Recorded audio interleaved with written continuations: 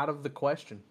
Yeah, not out of the realms of possibilities for what may happen tonight. 134 laps tonight. Stage break, lap 30. 75% fuel. We've been told fuel run anywhere between 37, 38 laps, depending on how drivers are going to save their fuel.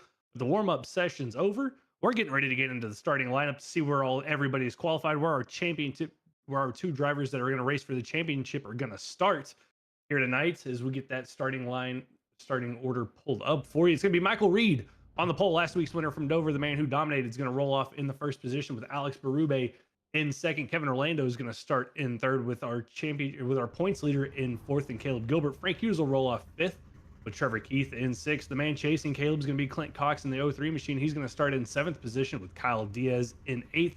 Jake Williams is going to start ninth, and Justin Hughes is going to roll off in 10th. And they'll be followed by Jackson McGeorge and John Fike in row 6, Nick Alves, Chris Schaefer in row 7, Devin Hudgens and Waylon Turner in row 8, Dominic Hughes, Tyler Harrison in row 9, followed by William Gay and Kyle Diaz in row 10. After that, you're gonna have Grant Thorpe in 21st with Wayne Lowe in 22nd. Jeremy Burns is going to roll off 23rd with Tay McDonald 24th. Dylan Picklesheimer is going to start in 25th. And then Dustin Adams, shotgun on the field, Justice in 26th position. Yeah, again, long night. These guys starting in the back, especially early when you have the stage you can kind of play with. Like I said, the tires are really, really important here. So although you're starting back there, you're going to have plenty of opportunity to work your way forward because you're going to have some guys that want to burn it up. They're going to want to go quick early and get themselves in a pretty precarious position. So interested to see. I think these boys can basically make it to their stage break, Trevor, on fuel. So maybe a little strategy to just go in full push early. But at the same time, if you get a late caution in that stage, it's going to make it very interesting for these guys. That's going to be a fun one to watch. We're kind of running through the numbers on the point situation before the race started tonight. We're thinking Clint Cox pretty well has to dominate this race, Justice, from start to finish. Lead a lap, lead the most laps, get the stage win the race, and hope that 56 machine or 54 machine of Caleb Gilbert falls into some bad luck to get the 03, that championship here tonight. But getting ready to go racing here, 134 laps, Coastal Financial 201. Huge shout out to Coastal Financial for being the primary sponsor here for the Coastal Financial Racing Revolution Truck Series League for their inaugural season. The season wraps up here tonight. Pace Truck getting ready to pull off. Michael Reed, Alex Berube going to lead us to the green flag for the final time here in season 1. Pace Truck is off, green flag in the air, and here we go on the loud pedal. Reed with a big push already from the 27 of Kevin Orlando as they get ready to thunder down into turn number 1. Yeah, Alex there on the outside in the 19 machine got a really good jump, and we've got multiple trucks loose, including our championship leader, Caleb Gilbert, in some trouble early here, Trevor. A couple of trucks really, really loose there in the middle of 1 and 2. Looked like it caught him by surprise. It was Frank Hughes and Caleb Gilbert, and it appears that Caleb maybe got the worst of it, but we'll see what kind of damage he's got. This could maybe set up a pretty interesting run to this championship battle now. I mean, you want to talk about, anything could happen in a race. There you go. Turn 1, lap 1, cold tires, especially in these trucks. It kind of tends to be a thing with the trucks, just as those cold tires not having a lot of grip. As we had to look back here, actually, it looks like Caleb loose by himself along with Frank there. Everybody just kind of loose on those cold tires, not sure what was going to happen. And Caleb, I know, at least has some rear end damage to that 54 machine. And Frank, I think, got off kind of cleanly with that as we'll get another look here. Yeah, Caleb definitely got the worst of this. But yeah, this is no contact between any trucks here. I mean, this is two guys just maybe overestimating the grip level. You can kind of get in the middle of the corner here, and because of the way this corner radius works, Trevor, a little sharper than most 1.5 miles you go to. So you're on cold tires and you go to make this turn, you can get a little bit too much wheel in it, and that's what causes this. A little too much wheel, because at that point you're not back on the throttle yet, at least not if you're kind of racing to save a little bit. So yeah, a little bit interesting there. Like I said, you just kind of crank it a hair too much, and there you go on around, but ends up kind of falling back, gets pretty big rear end damage. I believe the 03 Clint Cox manages to skate through this, now sets himself up to be in a really, really nice position here, Trevor. Yeah, I mean, it's going to set him up to be in a good spot as we get a look here from what Clint saw as the 61 there. Frank gets loose. Caleb gets loose above him. Clint checks up just enough to get through that. You just saw the 54 go sliding up in that incident. One truck of note, Chris Schaefer, the 23 machine, does have required damage for himself that he's going to have to get fixed for tonight. Kyle Diaz also picked up some damage. I believe the 77 of Grant Thorpe picked up some damage, and a couple of others. You see the gaggle of trucks on pit road there, Justice, getting damage fixed after that turn one incident. Yeah, big shout out that Clint Cox is going to owe that 51 to Jake Williams, because there's a lot of guys there that would have saw that 61 going down, even with a truck in front of them, would have throttled up, thought, man, I can get up above this, and then end up costing somebody else some spots. Excuse me. At the moment, are we choosing here? I can't tell if we're choosing here, Trevor, or if they're. Yeah, it looks like maybe we're choosing as the whole field's doing it. So choosing, getting lined up here, maybe a lap earlier, caught the producer off guard a hair. But yeah, these boys trying to speed this up. Maybe I think maybe shorten this caution just a hair. Yeah, either the caution's short or just with it being Homestead, I think the cautions might be just naturally short on themselves, which is great for us up in the booth and everybody back home that's watching it, because it means we get less time behind the pace truck, more time racing on the racetrack. But we'll see what's going to happen in turn one this time. Tires technically still cold. I wouldn't even say they got any heat into them, or how short of a run that was into turn number one. Will we see more chaos in turn number one this time? Michael Reed still going to lead us back to the green flag. This time, Kevin Orlando, though, he's going to be on the outside row after the choose situation is going to set him up to be the first truck on the outside. Alex Berube is going to be lined up behind the race leader with Frank Hughes, who I think got saved from that caution. We saw that 61 machine sideways. He's able to keep his position. He's going to restart in fourth, and then that fifth place truck going to be, I believe, Jake Williams, and then Trevor Keith in the 15. But here we go. Back to green flag racing, lap number 4, coming to lap number 5. Pace truck is off. Michael Reed going to lead us back into the Geico restart zone. Green flag is out, and it's a great launch from the 91 machine as he gets clear by about 2 truck lengths from the 19 machine of Alex Berube, and about 2 truck lengths as well from Kevin Orlando. As they thunder down into turn number 1. Will we see more trucks sliding sideways? Everybody kind of fanning out to their preferred line. So far, so good through 1 and 2. Yeah, so far, so good. That time they get through, and you got them all over the track, and that's a great kind of picture that you can see. There's about 5, maybe 5.5 at times usable lanes. So you need some clean air, just find it somewhere. It's there, I promise. But yeah, you'll see them fan out all night long, and there's some strategy to that. You can run the bottom here sometimes in these trucks, Trevor, and save a bunch of tire. You can run the top for speed, and if you do it right, you can run the top and do both. Save a little tire and get speed because you got just great drive off. I've seen guys do it. So we're in for a good little show once they get sorted out here. Now, the one thing I do want to say, the battle that I will be watching to the end of the stage is how the 26 and 54 sort out. As we see the 23 pulling down off the track, it looks like he has maybe lost an engine here, Trevor. But yeah, the 26 and 54, I was going to finish what I was saying there. They're going to be battling for the lucky dog, and that's going to be the battle that we probably want to tune into for a little bit at some point. Yes, that's going to be the battle that we're going to want to watch as you, Clint Cox there trying to chase down the 19 of Alex Berube. What happened to the 23 of Schaefer? Got loose in turn number 2, came down, clipped the 26 Kyle Diaz, went back up into the outside wall. And that front end has left the racetrack, and he's now going to limp that truck back down to pit road. But up front, battle for the lead. Kevin Orlando, Michael Reed. Kevin to the inside here down the front straightaways. That's going to be battle for the lead. Clint Cox chasing them down in the 03 machine there in third. Reed trying to use that outside line. Kevin using that inside line. Looks like Kevin Orlando going to be clear, and new race leader, 27 machine, Kevin Orlando, as he slides up to cover him off down the back straightaway. Yep, and if you're the 03 machine, you're just saying, boys, y'all battle it out. I'm going to sit back here and save just a few more laps, and I'm going to make my move, because right now, if you're Clint Cox, you've got exactly what you need, right? Caleb's not getting stage points without a miracle caution here.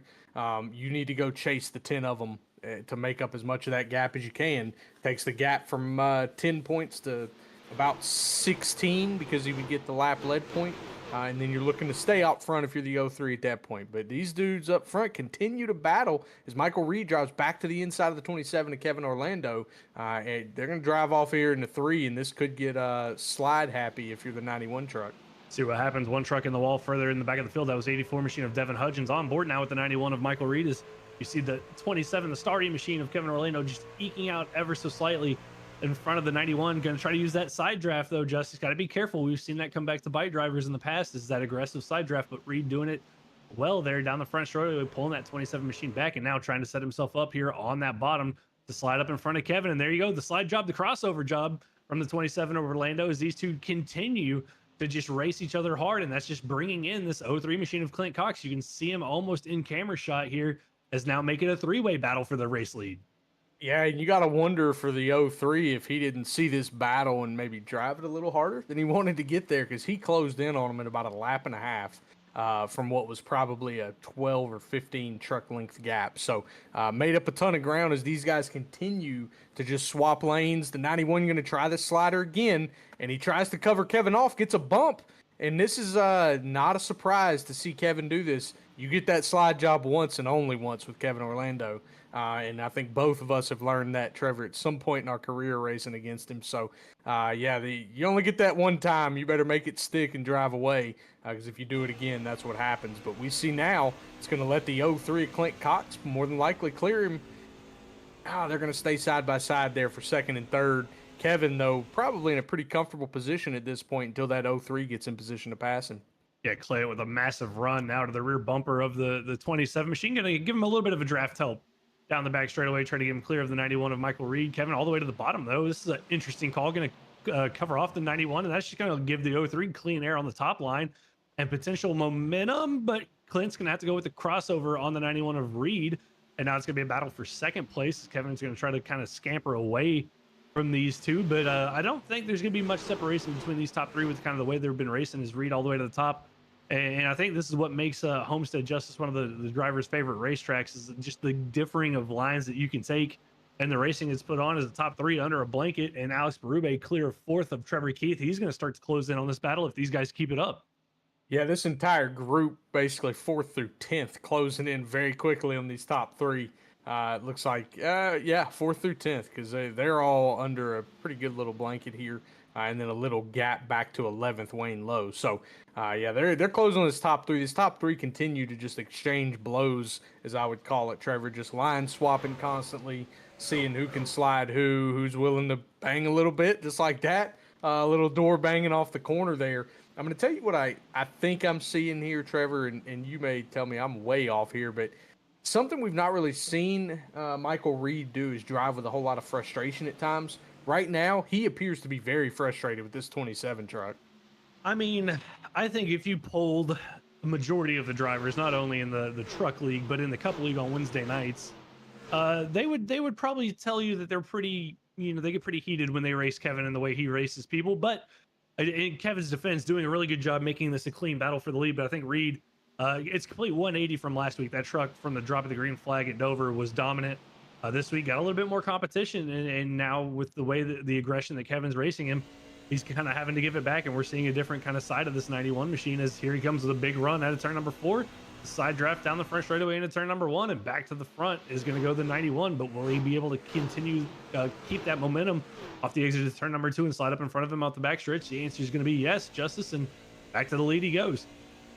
Yeah, this time a little bit more clear. Kevin may take Kevin a couple corners to get back to him, but right here, in fact, he's going to take the air off Kevin's nose. Going to make Kevin really tight here. See him kind of push up. Kevin did a pretty good job of holding it clean, but problem is, to do that, he had to lift a little bit, so it just creates a bigger gap. So that lead battle probably sorted out a little bit as it was sorting itself out. The battle for like 5th, 6th, 7th, 8th was exactly what you wanted to see. They were all 4 running different lines at one point there. And right now we see it looks like Jeremy Burns slid to the inside of the 15 of Trevor Keith, take over 5th place. He's probably going to clear him pretty easily.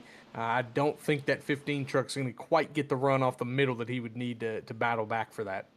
Yeah, Burns, excuse me, trying to work his way back through the field is he didn't get a qualifying lap in, so a good start to the race for the 72 machine. Also helps when a couple trucks spin in front of you. As we look back up, the battle for second places looks like Clint Cox is going to get by the 27 of Kevin Orlando, who I think Justice and all that fun that he had up there fighting Michael Reed might have used those tires up just a little bit and got some heat into those, so he's going to give a position up. But Jeremy Burns back there for 5th.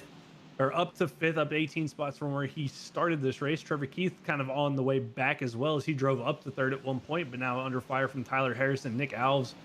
They're the 00 and 24s. They're going to be almost 3 wide down the front straightaway, but get that sorted out and back to single file racing. But a couple of drivers we're starting to see Justice move up and move back, just depending on how aggressive they were on their tires at the start of this race. Yeah, I'm going to tell you what we're seeing right now is that 03 truck cleared Kevin pretty easily, Clint Cox. I think he's hoping that 91 used his tires up pretty hard. But right now, the 91 doing what he did last week at Dover. Once he got up there and got clean of everybody, he just kind of drove away a little bit, just kind of picked away at it.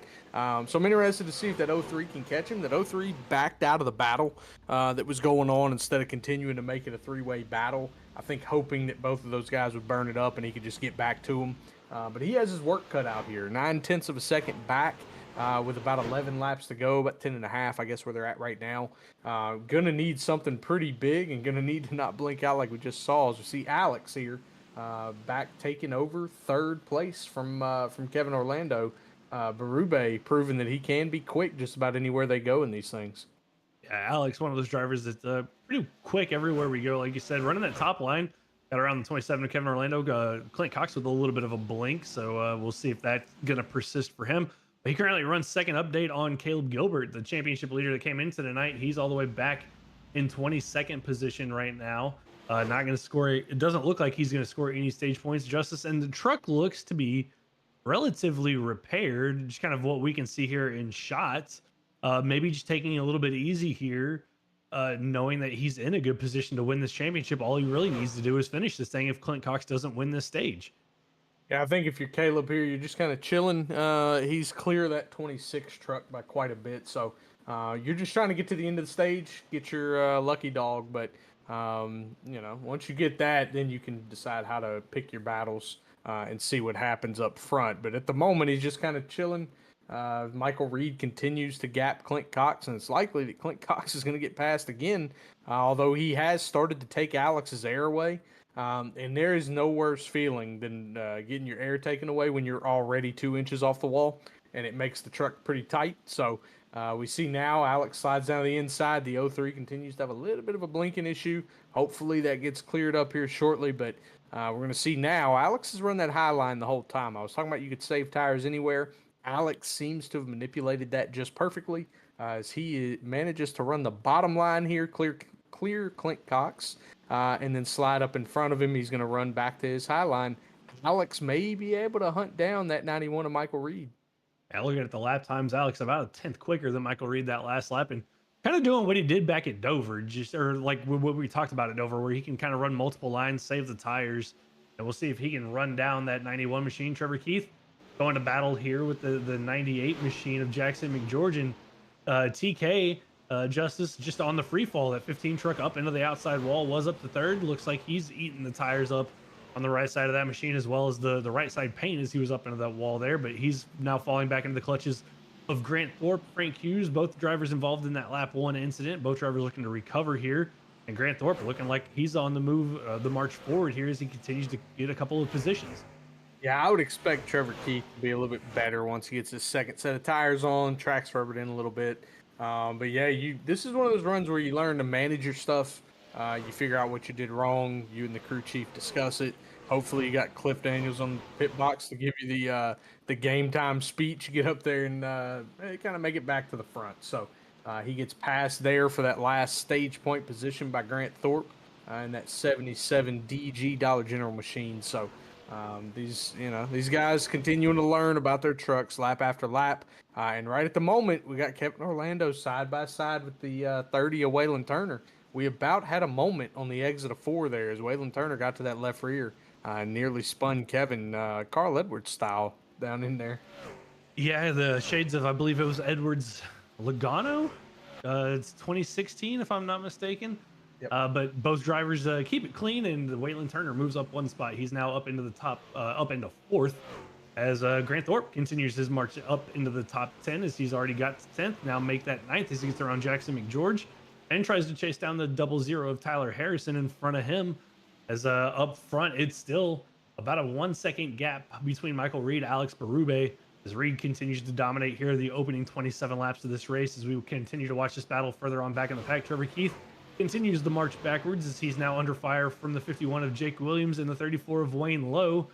And Justice, I think that stage break can't come any quicker for a couple of drivers out there on track. Yeah, I think even the 03 truck running third right now is praying pretty hard for it because that 30 truck is catching him and catching him quick. If this stage was about 5 laps longer, I believe that Clint Cox would probably finish 5th, 6th, maybe, at the rate some of these guys are catching.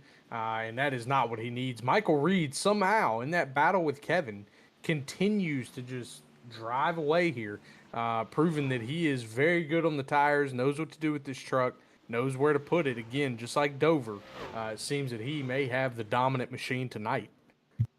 I mean, looking like it from the drop of the green flag, put it on pole, and then through that battling with Kevin Orlando, was able to drive away and continue to drive away from the Phillies. He's getting now a 1.5 second lead. Alex Berube with 2 laps to go here in the stage. Here we go. Grant Thorpe, Nick Alves. Battle for 8th is the man who's known for saving fuel on Wednesday nights. Appears to know how to save the tires in the trucks here on Monday nights as he continues to march forward. We got around Tyler Harrison in the 00, looking to get by the 24 machine. We drop back. There's Jake Williams going by the 34 of Wayne Lowe, and then we got John Fike as well in the 66 machine, just kind of hanging out, or 65 machine hanging out back here as these three battle it out for 12th, 13th, and 14th. Yeah, if I was going to pick guys I thought could save the tire and make a big run into the top 10, that 77 machine is it. As he and Nick make contact there. Nick Alves in that 24 truck. They made contact, but both managed to keep it rolling straight. I believe that was probably Grant's last-ditch effort to gain one more position there as he's going to fall off, and this is probably going to settle itself. Michael Reed going to get the stage win here at Homestead in the season finale.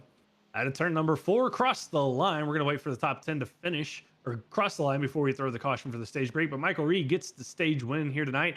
Helps the 54 machine of Caleb Gilbert out, as that's going to keep the 03 machine of Clint Cox from getting maximum stage points. But the stage plays out. Michael Reed gets the bonus points. Then you got Alex Berube, Clint Cox, Waylon Turner, Kevin Orlando, Jeremy Burns, Nick Alves, Grant Thorpe, Jackson McGeorge, and Tyler Harrison, the top 10 drivers for the stage break. And update the 54 machine. Caleb Gilbert gonna get the lucky dog and get back on the lead lap, Justice, and that's a huge break for that driver as he tries to hunt down the inaugural championship here. Yep, and that's going to put him 19 points ahead after the stage, with Clint Cox earning 8 there in the stage. So he's going to have a very interesting predicament. Now, I did notice something as the leaders were passing there.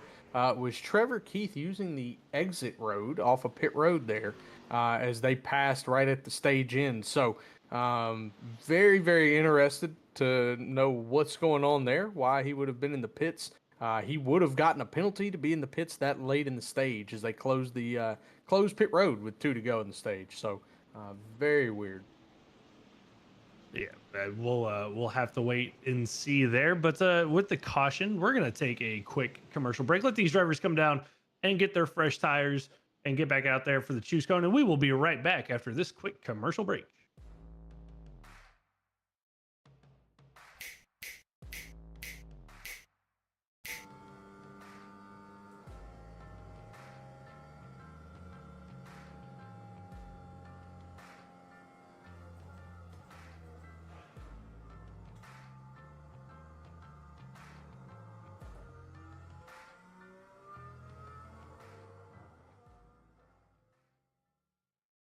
All About Bugs Tennessee Pest and Termite Control is all about family too. Our family-owned business has successfully been in operation in Sevierville and surrounding areas for almost a decade. Especially during these times, a pest-free home is necessary for a sustainable, disease-free home or business. Our services include residential, rental, commercial, hotel, motel, cabins, you name it.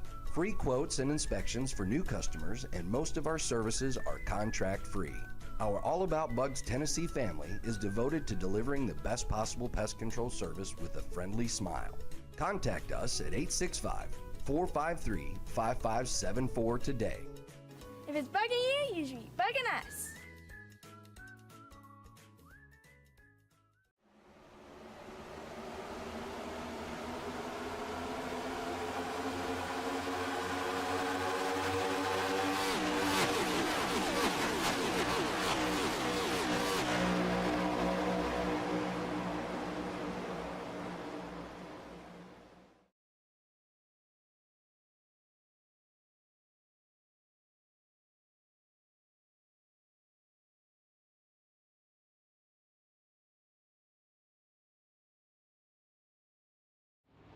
Well, welcome back, ladies and gentlemen, to the Revo Racing Network for the Coastal Financial 201 here from Homestead-Miami Speedway for the season finale for the Coastal Financial Racing Revolution Truck Series. We'd like to give a quick shout out to the two main title sponsors of the league, Coastal Financial, whose main job is to provide comprehensive financial planning solutions tailored to each individual's unique needs and goals. If you want to learn more about the Coastal Financial and all their financial planning they can provide to you, please go over to their website, www.coastalfinancial.com. You can also find them on Facebook at Coastal Financial. We'd also like to thank Slurp Sodas, who's based in the Phoenix area. If you need any delicious beverages or any catering to meet your event needs, be sure you check them out on all their social media platforms, TikTok, Instagram, and Facebook at Slurp Sodas. As we get ready for a special segment, as we got our two special guest commentators, Chris Nail and Michael Call, joining us for tonight as we break them in as potential new voices that you might hear on Monday nights or Thursday nights or whatever other leagues we may cover here on the Revo Racing Network. But gentlemen, Chris, Michael, take it away. Thank you, Trevor. Chris, it's good to be here with you as we see the choose. Michael Reed's going to take the bottom. Seems like this first stage was really good. Had that first lap incident involving your championship points leader of Caleb Gilbert. He did get the free pass at the stage, so he's back on the lead lap. I'm not too sure what position he chose, but he is going to be restarting 20th. Chris, what are you thinking on the end of this? Got a lot of racing left to go. Clint Cox needs to get some. Looks like Caleb's choosing the bottom. Clint Cox is going to need to get up there and lead some laps. Yeah, he's going to have to get up there quick, too, I think. A lot of these cars, I don't know. I'd be a little afraid to take the bottom here just because a lot of people going into one and spinning again with these fresh tires and saying that the track is pretty cool. But if anything, I've been looking at Jeremy Burns here a lot, and he's up 17 spots, and I think he might have figured something out with his tires. I also think Kevin Orlando needs to figure something out with his tires. He's got the speed. He still has the fastest lap. But I think he needs to figure out how to save him a little bit without trying to fight everybody so hard. I agree. So coming back to green, this time by Michael Reed, your leader, Alex Ferrube, restarting in second, and do the restart zone, and we're green. A good start by the 91, pulls out to a 2 or 3 car length lead. Kevin Orlando going to follow his suit inside of Alex Ferrube, and we have a caution out on the restart. That was a pretty quick caution. I'm not sure exactly what happened. Looks like people are checking up some. But I didn't see anybody get loose up front or really anywhere near the back unless somebody went through the infield. Yeah, I did not see what happened there. Luckily, I see that your points leader is not involved after his first lap involvement. Yeah, it was a good start by Michael Reed. He had him covered going into one. Orlando and Berube were going to be side by side into one. I guess we just have a replay of the initial start of the race here and gonna rack it back up. Yeah, I mean, I don't think anybody was really involved in that. I think that I'm not sure really, but like I said, I think a lot of people didn't like taking that bottom lane. A lot of people took the top, but going into one, it seemed like everybody held their lines, and it looked like it was going to be a great race. I'm kind of disappointed we didn't get to see that, but we get to see it again. In a replay here, see Hughes goes into pit at the start of the green. I don't see anybody sideways, no tire smoke, but the yellow, Barney throws the yellow immediately, so I'm not sure if maybe that was admin controlled, maybe there was something I didn't like about it, or I'm not too sure. Maybe a driver threw their water bottle out the window or something. No, it's if that's the case, it's the roll bar padding, the old Robbie Gordon trick. It's a good trick, but it's a good thing these drivers can't do that. We might see that trick a little more than we wouldn't. It looks. I don't see that we chose again there. Maybe it was just like an accidental caution. Everybody's going to keep their choosing position. Where are we choosing this time by? It's kind of confusing because everybody's still double filed up. So we're a little confused here in the booth, but we'll figure it out here shortly. We'll figure it out. I wouldn't assume anybody would pit. Everybody's still got their tires. Everybody's still got their fuel. So we're probably just going to rack back up just like how we were, unless somebody decides to change their lane for some reason. But hopefully they keep it how it was on that start. That was a pretty good start, and I was hoping to see that one. I'm really excited to see how Clint Cox kind of manages here. We need to see him get get to the lead. Like we said in the championship battle earlier, he needs to lead the most laps. He needs to lead a lap. Get him those 2 extra bonus points. Right now, he's down 19. Still a long trek to get there, but I think it's possible. We're not sure of the amount of damage on the 54 truck, but there could still be quite a bit. Could have some aero damage. I think he's in a good shot. He got a good shot here to claim this championship, and he needs to get through these 2 guys in front of him quick. I think if he can get around Kevin pretty quickly, he'll be all right. We know Kevin's going to fight for position. He even showed that in the beginning. So if Clint can get around him and kind of hang out behind Berube, I think he'd have a great shot at saving a little bit of tires and being able to be in the front when it matters. For sure. I think Berube really saved his tires great there. At the end of that stage, he was flying. He was running a 2/10 quicker a lap than your leader, Michael Reed, there at the end. As we are 1 to go, the lights are off on the pace truck. We will be going back green this time by, and it looks like we just kept the same starting lineup from the original restart from the stage. So must have been some iRacing mishap or something that went wrong there on the restart. Yeah, and it happens. I mean, we just get to see him rack back up and do it again, which is always fun to see. You never know what could happen, but hopefully they're going to get through 1 and 2 good, and we see a good race for the lead. I think with this tire saving and some strategy here, we could see a good race play out. I agree. Well, the pace car is getting ready to duck back off on the pit road. Original lineup from before, Michael Reed, your leader, with Alex Berube to his outside.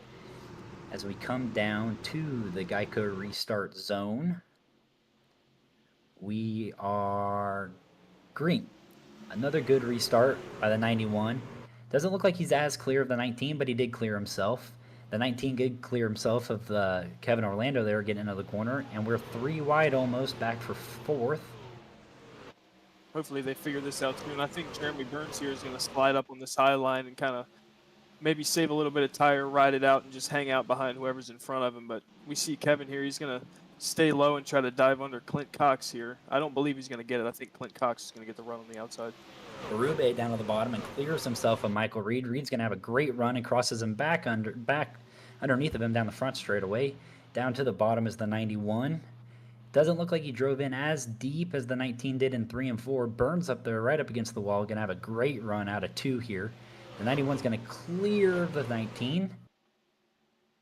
Yeah, I think we might single file out a little bit here. If I were them, I'd be worried about saving some tires and not trying to fight everybody in front of me, considering we got a lot of race left.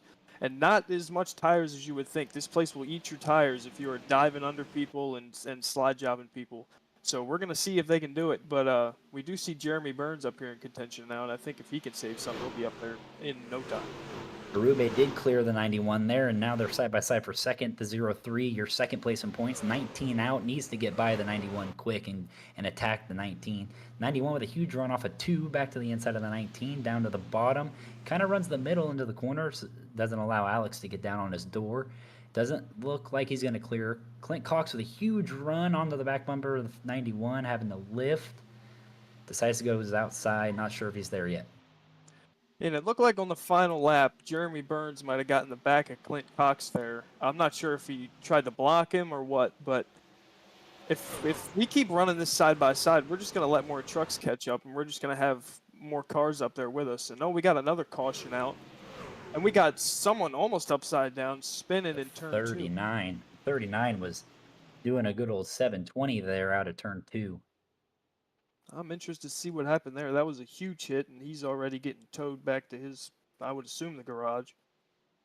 Got a caution Coastal there. Financial replay for you. Looks like the 39 just drives into the back of the 24, loses control. Oh, yeah, that'll happen here once tires get hot, get a little slick, get in on someone. Oh, and then he gets Arca braked by. I'm not sure who that was, but that was pretty. Man, that's a hard hit. I'm not sure if he missed his braking point and got into the truck in front of him. I believe that's the 24 of Nick Alves. It looked like that's what happened. He kind of shoved him in the corner. When he tried to gather it up, he just overcorrected right into the door of him. I'd like to see maybe, if possible, down into turn 1. Wow, what a big impact from the 86. That car almost left the stadium, if so we should call it. I'd like to kind of see maybe back down into turn 1 and 2 before this happened and see if maybe there was any contact between the 24 and the 39. The way the 39 drove in there, I'm not going to say it was on purpose, but it definitely didn't look like it was a mistake. He drove in there quite hard. He did drive in pretty hard, and I'm hoping he missed his braking point. Either that That's- or maybe locked him up a little, because that was a pretty big shove into the corner, especially at a place like this at these speeds in these trucks. So he gets a huge run off of 4, drives in. Oh, yeah, just, I mean, I didn't hear him lift, but he could have missed it, and then loses it right into the 24, and then an in-car. Oh, okay, so just got some insider information. These guys got together last week, not knowing if that has anything to do with this incident, but back to the race of the lead. Berube was able to hold off Reed and Cox there. Clint Cox did run a burner of a lap, a couple laps before the caution, running the fastest lap, his fastest lap of the race. And Clint Cox also has the fastest lap of the race right now. He's currently up 4 spots in total.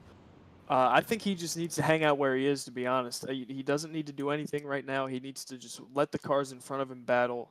Maybe let a car or two pass him. I know that sounds crazy, but if you're going to let people pass you, they're just going to burn their tires up, and you're going to be able to catch them toward the end. Something to point out, Caleb Gilbert is back up to 12th in the 54 machine. Riding around that top 10 area will almost lock him in for that championship. So he's doing exactly what he has to do after that early damage and in that incident to secure this first season championship with the Coastal Financial Truck Series. And he's doing a pretty good job of staying where he needs to be. He's not pushing super hard.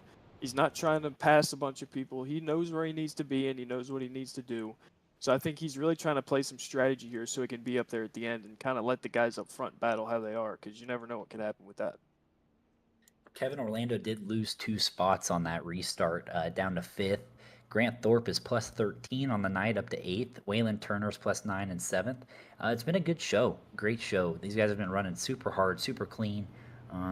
It's been a blast to watch up here in the booth for my first time. I don't know about you, but this has been super entertaining to be a part of, and I appreciate everybody at Riva Racing Network for giving us this opportunity to hop up here and give this a shot. Oh yeah, me as well. And it's been a great race. We've got a lot of cars that have made up a lot of spots. I want to give a shout out to Tyler Harrison. He's made up 12 spots this race, running pretty good lap times. And I'm curious to see where everybody chooses here when we do get to the choose, because it doesn't seem like a lot of people like the low line just because of how dangerous it could be. But I guess we'll see here. Looks like Reed's going to take the bottom. Berube to the top. Clunt to the top. Burns to the bottom. Yeah, that's about what I expected out of the top 4. Just kind of settle it out. Your championship points leader went to the outside there. Fike went down to the bottom. It looked pretty even there at the choose zone. Everybody cleared the choose cone also. It didn't look like anybody got over it and got themselves a penalty. So we're going to line it up coming down the backstretch and be 1 to go coming to the Geico restart zone out of 4. And if this restart is anything like the last one, we're probably going to see 3 or 4 lead changes before they all sort out, and it's going to be a good one. And I really, really think that this top 3, it's a toss-up between who could win or what could happen. Another thing I want to point out, this is our first restart on hot, a little bit of used up tires. The first restart we had half a lap on them, and we went green to the stage. Now we've got roughly 10, I'm going to say, 10, 12 laps after we had that first yellow. These tires are used. They're a little different. They haven't felt this all night. It will be a little warmer. I think people are going to be a little braver going into turn 1 here. And I think with a little bit of heat in them that we should be fine. I think we should see a little bit higher speeds going in, a little bit more fight than we did before. We'll see here going green. To the restart zone. Oh, yeah, Berube gets for a second there, I thought the 91 was the leader from the last 2 restarts, but Berube gets a great start. Cox looks like he's at the right rear quarter panel of the 91. With all that clean air, I think Berube, if he wants to stay where he is, he can hang out and watch them battle behind him. It's not going to take long for that second place position to be 2, even 3 That was wide. a big move down the backstretch. I'm not sure who that was, but someone made a daring move down the backstretch to get to the inside. We still got a lot of race left, so I don't. There really is no need for any daring moves. Really, anything you need to save your tires. You need to think about your fuel strategy and then figure out what you need to do and see who can help you with it. The 03 was able to clear the 91. If he can keep his momentum up with the dirty air behind the 19, he might move into second as Reed pulls alongside the 19. They're side by side down the backstretch. Another thing to note, your championship points leader has lost 4 or 5 positions on that restart. Caleb Gilbert, he's now up to 14th, but was back to 15th as Cox looks to the inside, almost 3 wide for the lead out of 4. I'm not sure if Kevin Orlando let Jeremy Burns by or if Jeremy Burns let himself by, but either way, he did make a spot there. And I think in Jeremy's mind, he doesn't want to do anything right now, and he wants to watch them fight because he knows they're going to murder their tires, and he's going to be able to sit there and do what he usually does and get a real late win just on tires. Clint Cox has about 17 laps to get to the lead to try to gain that most laps led position, most laps led bonus point that he desperately needs in this championship fight. He might get to it here. As he does, and he's not going to slide up on. Oh no, he is going to slide up on the high line. He's going to need to throw that block. He's going to have to lead some laps here. Oh, the 19 on the wall.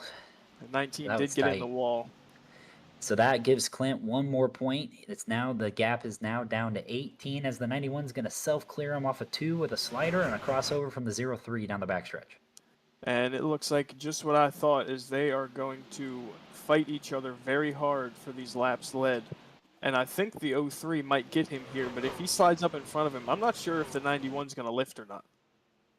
Looks like he cleared him with a decent run there off a 4. The 91 does have a run. It looks like he's going to choose to stay. Oh, nope. Last second dive down to the bottom. Not sure if he's going to get up next to him. Clint trying to carry his momentum as much as he can. Looks like Reed's going to try to slide up right in front of him. Actually cleared him by a car length there off a 2. This is crazy. I mean, these guys are trading almost every corner of the lead, and the people behind them, I'm sure, love it because all they need to do is just watch it and know that at some point they're just going to be able to drive right by him. As we see Berube on the high line here, looks like he's going to get a good run on Jeremy Burns. That was a really close call there off a 4. The 0-3 was sideways right on the left rear corner panel of the 91, almost over-corrected down into him as he goes back to the bottom of him for the lead into 1 and 2. I think this might be the time when everybody might need to chill out a little bit. I think they're starting to feel the heat they have in their tires, and as I say that, of course, we're going to be going 2 wide into 3, and it looks like with the power he has, he might clear him again and take the lead. It looks pretty certain it's going to be close here off of 4. Cox kind of ran down to his door. They're side by side down the front stretch. Another thing to point out, Caleb Gilbert has lost another 4 positions down to 17th. That is not great for that car. It's hard to, when you get your tires real hot here, it's hard to pick a lane and stick with it. You'll be running the high lane and that'll get a little too loose. You'll run the low lane and that'll be way too loose. So you almost got to find where you just feel most comfortable in your truck, and it's different for everybody depending on a lot of things, especially air here. That was a great mental move there by Jeremy Burns. Down the backstretch, he had a huge run, and instead of poking to the inside like most people would, he let Clint Cox try to block him, and he just stayed right to the outside, and Burns is going to push the leader right now, and he might go to the lead here off of 2. He is flying right now.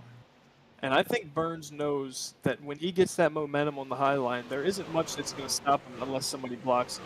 And a lot of these cars in front of him are deciding to go low. So if he can stay where he is and just keep running the times that he is, I think he can get to the lead pretty quickly. And the way he's running, he might be able to stay there. Yeah, I'd love to see that 0-3 back in the lead. I'd love to see a closer championship battle, especially right now with Gilbert down to 17th. That's going to make it super tight as the point spread is down to 18 as Burns and Clint Cox are back side by side for the second position. And we've got Berube here and Kevin Orlando side by side as well.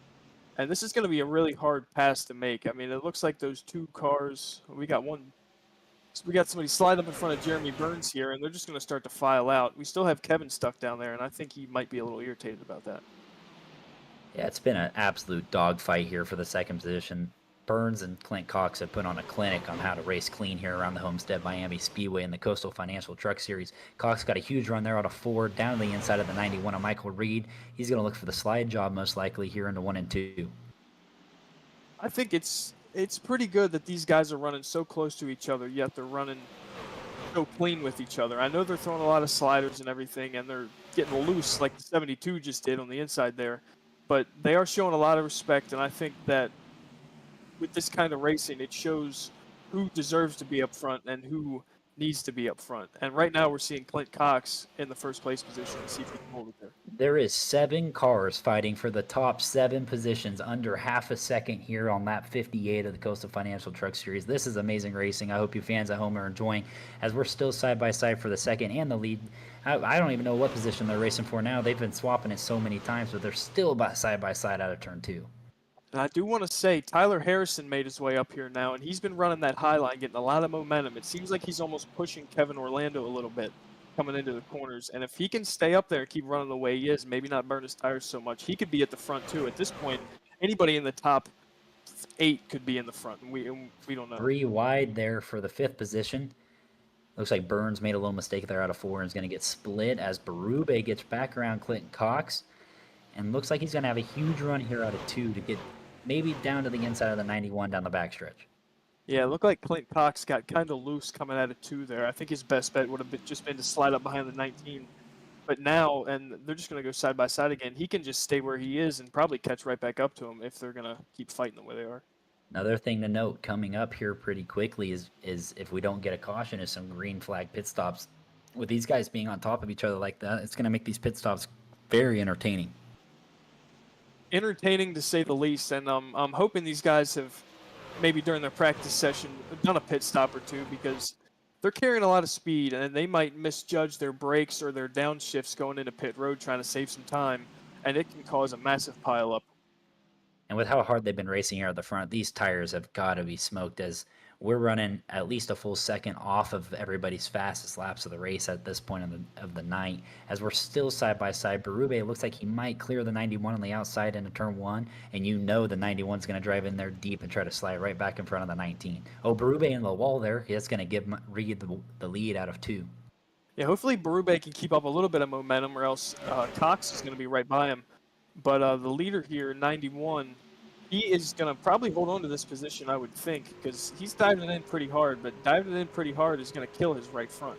And I do think that if Berube can keep on that high line, he's going to catch him every time, just like he is right now. It just what a run that was off of 4. Another thing to note, Waylon Turner, plus 12 up to 4th now in the 30 car. Great run from Waylon. Had some struggles here in the Truck Series. I'm not going to say it's been easy for him, as I was running the Truck Series. Oh, that was tight off of 2 between Cox and Reed. But good to see the 30 car get a good run here at Homestead. Yeah, the 03 got very loose there, and I'm actually surprised they didn't touch a little more than they did. But there's some good drivers. They gathered it up, and they're going to keep going. I think that's just what happens at this track. You're getting pretty loose coming out of these corners, and these trucks are a little more squirrely than they used to be. Yeah, this racing has been incredible so far here at the start of the last stages. I think Berube was back in the wall there, trying to be like Kyle Larson and get rid of the whole right side of that truck. Yeah, I mean, it looks like he's keeping his speed. It looks like he pushed the 91 there a little bit, and he's going to stay on the high line. I'm not sure how getting into the wall there didn't kill his momentum a lot, but he's going to keep, I believe, 2nd place here. He's going to get the run on Clint Cox.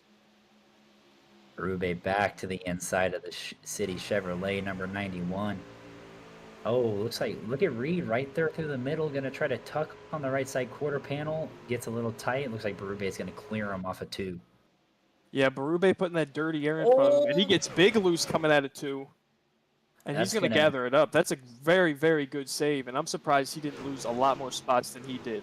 And the 30 of Waylon Turner, 2 to the bottom, out of turn 4. He has a shot at leading this lap here down the straightaway. What a run today so far by the number 30. He's been doing great, and I did see that 19 there did get that lap, but he has made up a lot of spots, up 14 spots right now. And I think if he can keep driving this truck the way he is, like I said before, anybody could be up front. If you save your tires right, you at home could be up front. He was 2/10 quicker that last lap than your leader, Berube. Clint Cox is still steadily in that 3rd position, doing exactly what he needs to do. Just keep your nose clean, as your championship competitor, Caleb Gilbert's back up to 13th, but still has some spots to gain. He's in that danger zone, as we like to call it in the points panel. It's going to be very hard for, I believe, Tyler Harrison to hold off a lot of cars now. He has been running very hard. He's made up a lot of spots. So I'm wondering, I know his tires have to be hot and they have to be worn.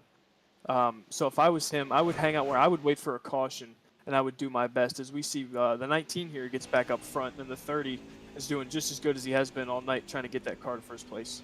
We're at that part of the run where you're going to see those comers and goers. You're going to see those guys that ran hard like we saw these front 5 cars do this whole entire second half of the race.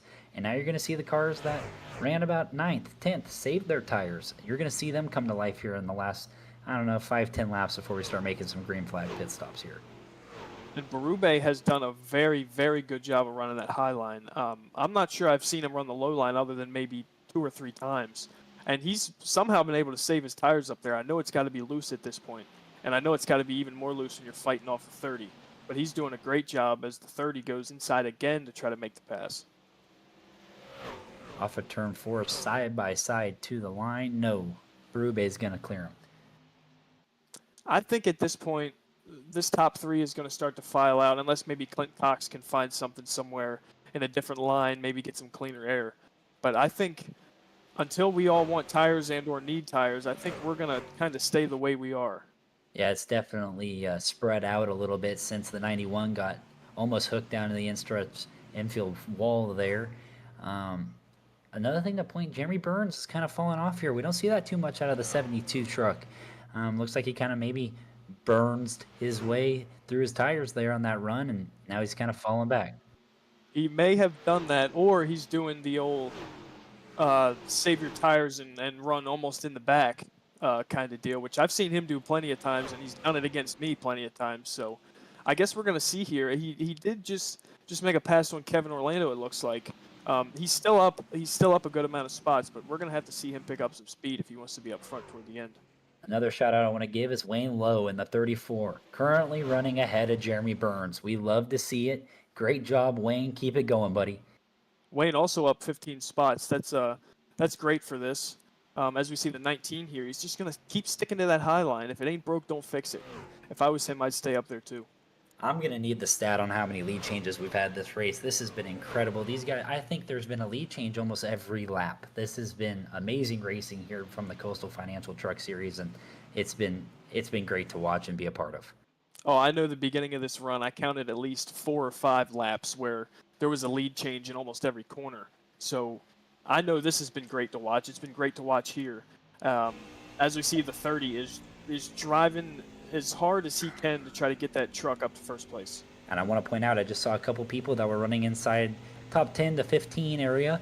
John Fike and Trevor Keith came in and made a green flag pit stop. So we are at the point, we're about time to see these leaders duck on down to pit road here and make their, well, not their final pit stop of the night, but it's going to be a crucial one, especially for your championship contenders of Clint Cox and Caleb Gilbert. They need to be clean on and off as Waylon Turner almost clears the 19 down the front stretch.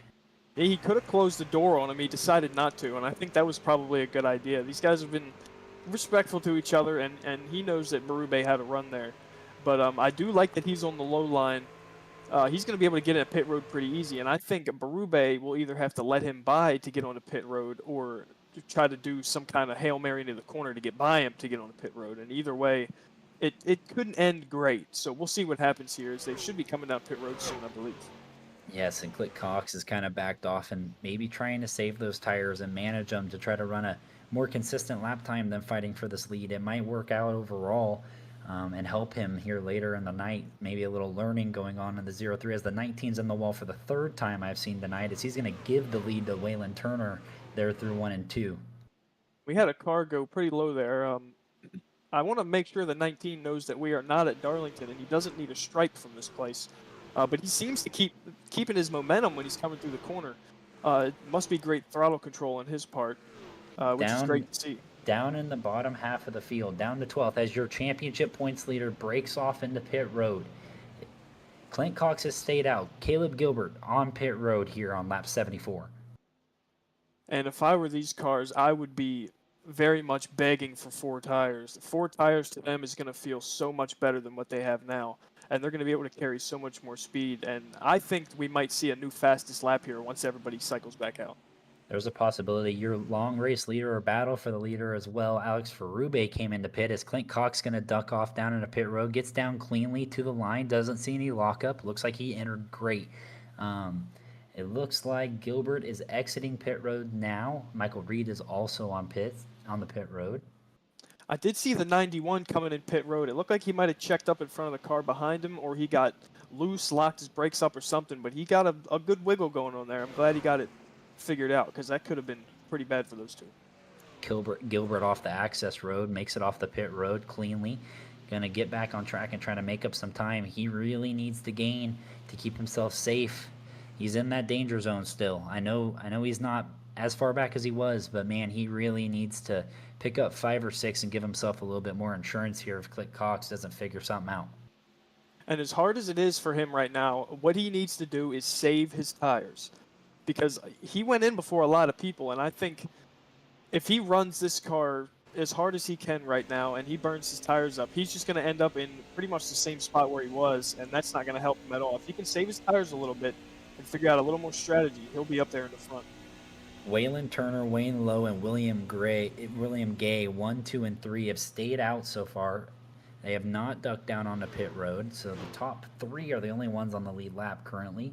Looks like Cox and Gilbert both made it clean, back out on the racetrack and back to battling for position. Yeah, and I think the 30's doing a great job of kind of just running his line. It does look like that the 19 might get by him here.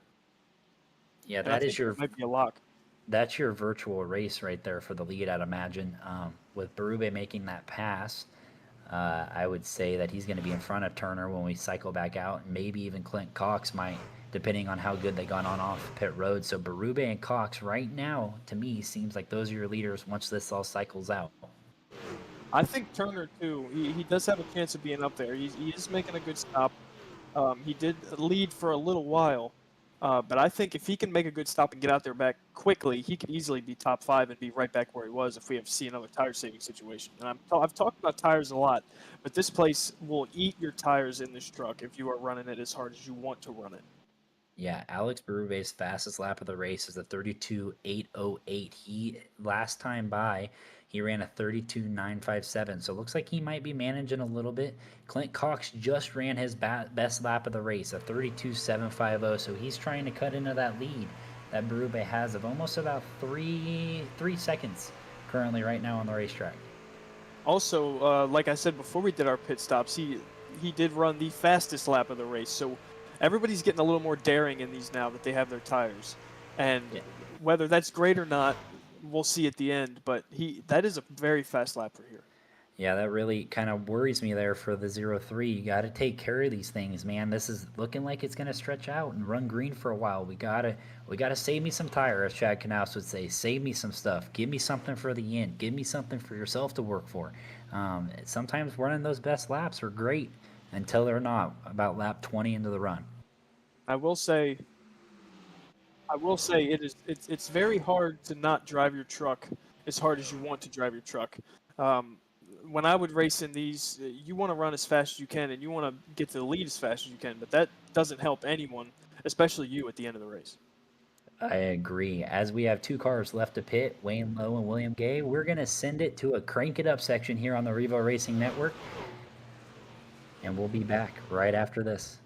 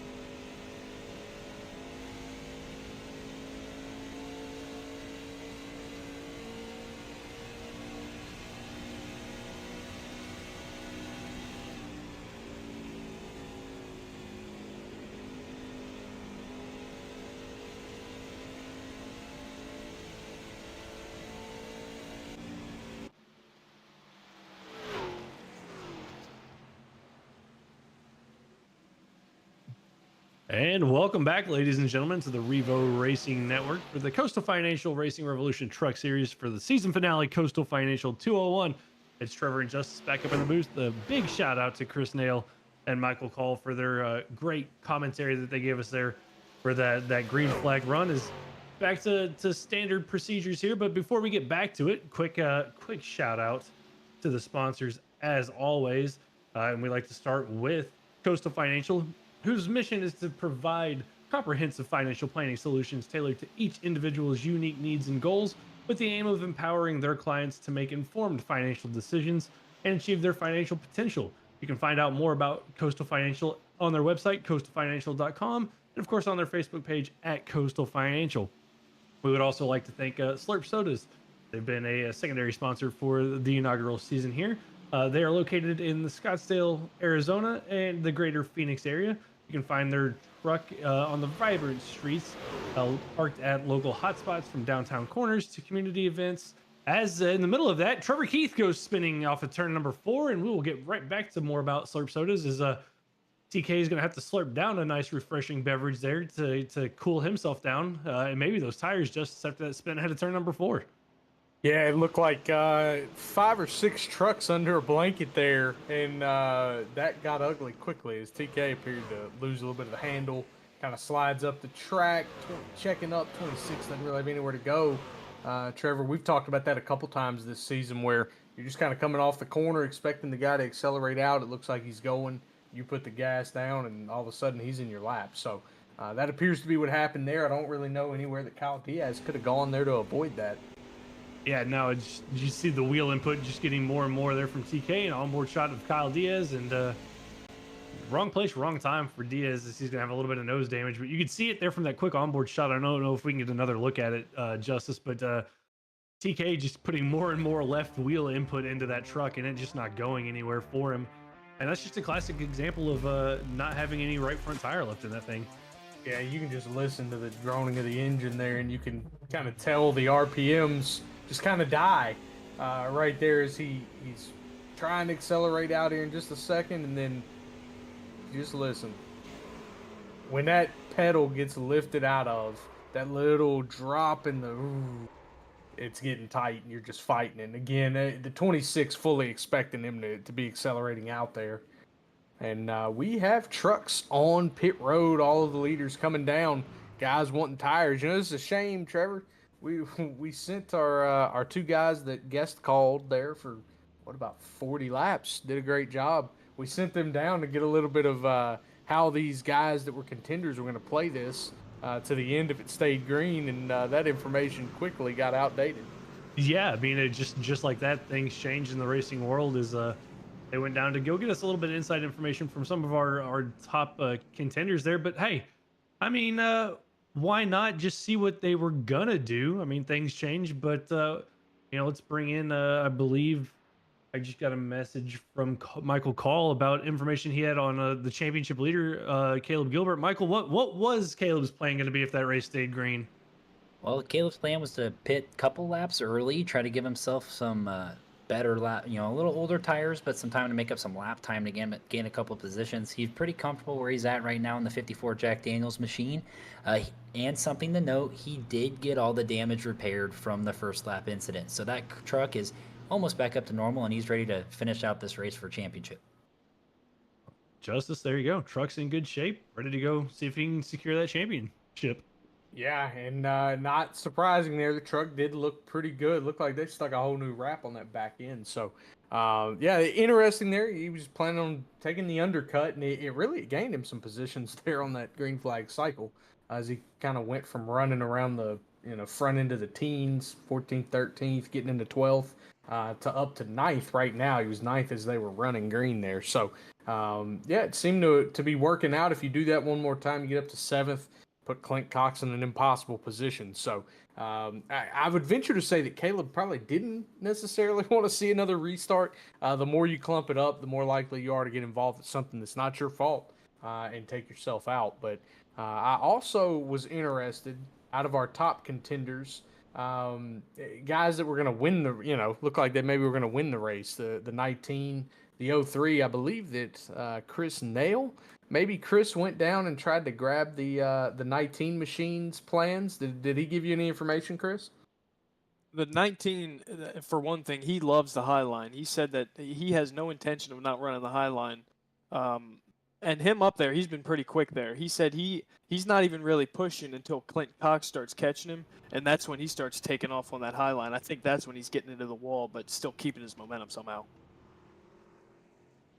Well, Trevor, that's about what we thought was going on. He just kind of got up there, and he seemed probably the most comfortable of everybody. You know, one of those things you talk about with like Larson and Reddick in the Cup Series in real life is what makes them so good when they go here. They go to Darlington, they can go to Bristol, and they get really, really good at those places. Is the fact that they can just rip the fence. I mean, they can be inches off of it in spots where other guys aren't comfortable. So the 19 machine seems to be making that work tonight.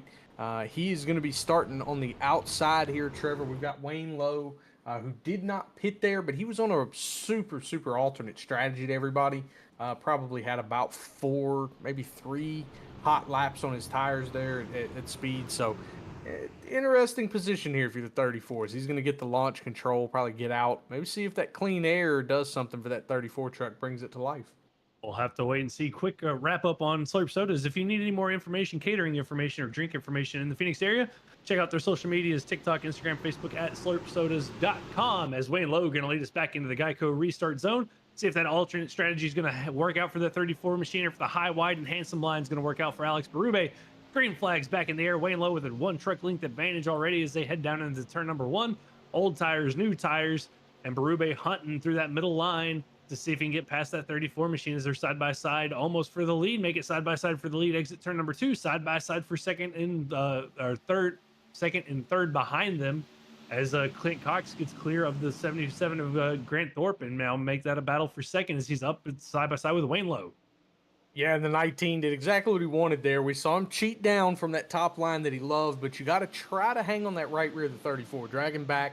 Worked out just like he wanted. Got him to the front with the clean air. Now we see him dip a little low here.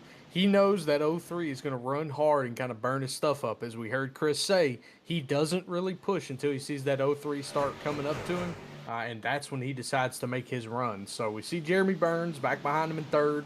He clears out into third place. They're kind of strung out there, but 4th through 8th there, 4th through 7th remain basically 4 trucks under a blanket. That 30 truck of Waylon Turner probably getting a little bit of a benefit there. As we were discussing under our break, Trevor, he had a little bit of an alternate strategy that we weren't sure I was going to work out.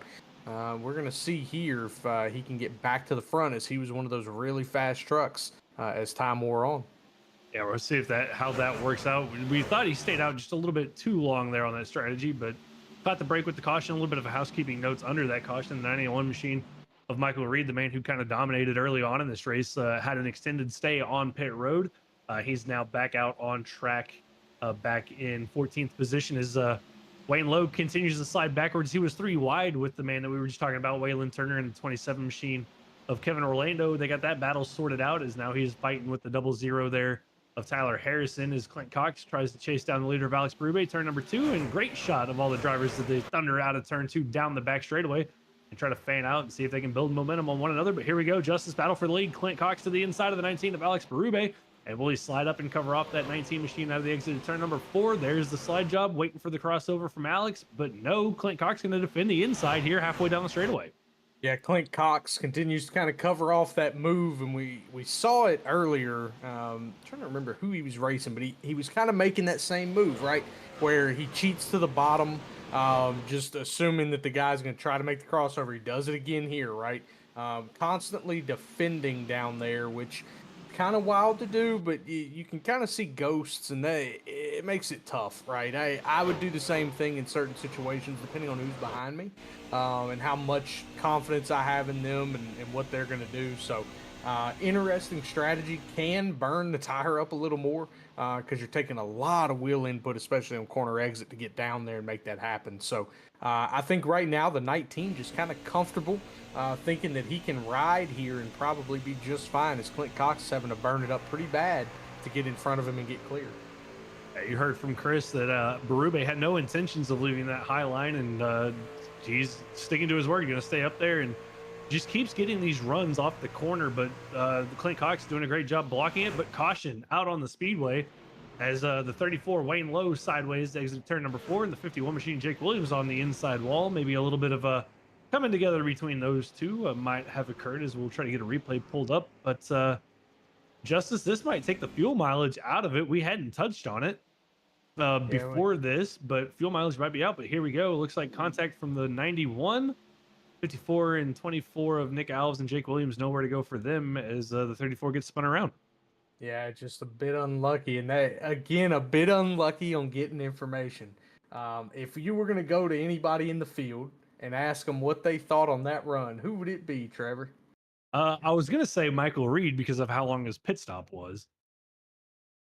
Yeah, but who were we going to think could really make it on fuel if we know things? We were going to send it straight to Grant Thorpe in the 77 truck, man. And I asked Michael Call if he'd go down there and see what Grant was thinking. And I think that Grant's reaction that I saw on camera probably told me what he was thinking. But Michael Call, why don't you give us a little bit of info there, buddy? I think you're right. I think he's asking for a little bit of Gatorade bottles for some fuel in them. He's going to try to stretch that 77 machine down to the end. Yeah, that's about what I figured, Trevor. I knew that it was tight, and I talked to Caleb pre-race and got a little fuel mileage information. He was thinking that it was 37, 38 laps, something like that. If you ran high, it was going to be a little bit less. You were going to get a little bit less out of the tank.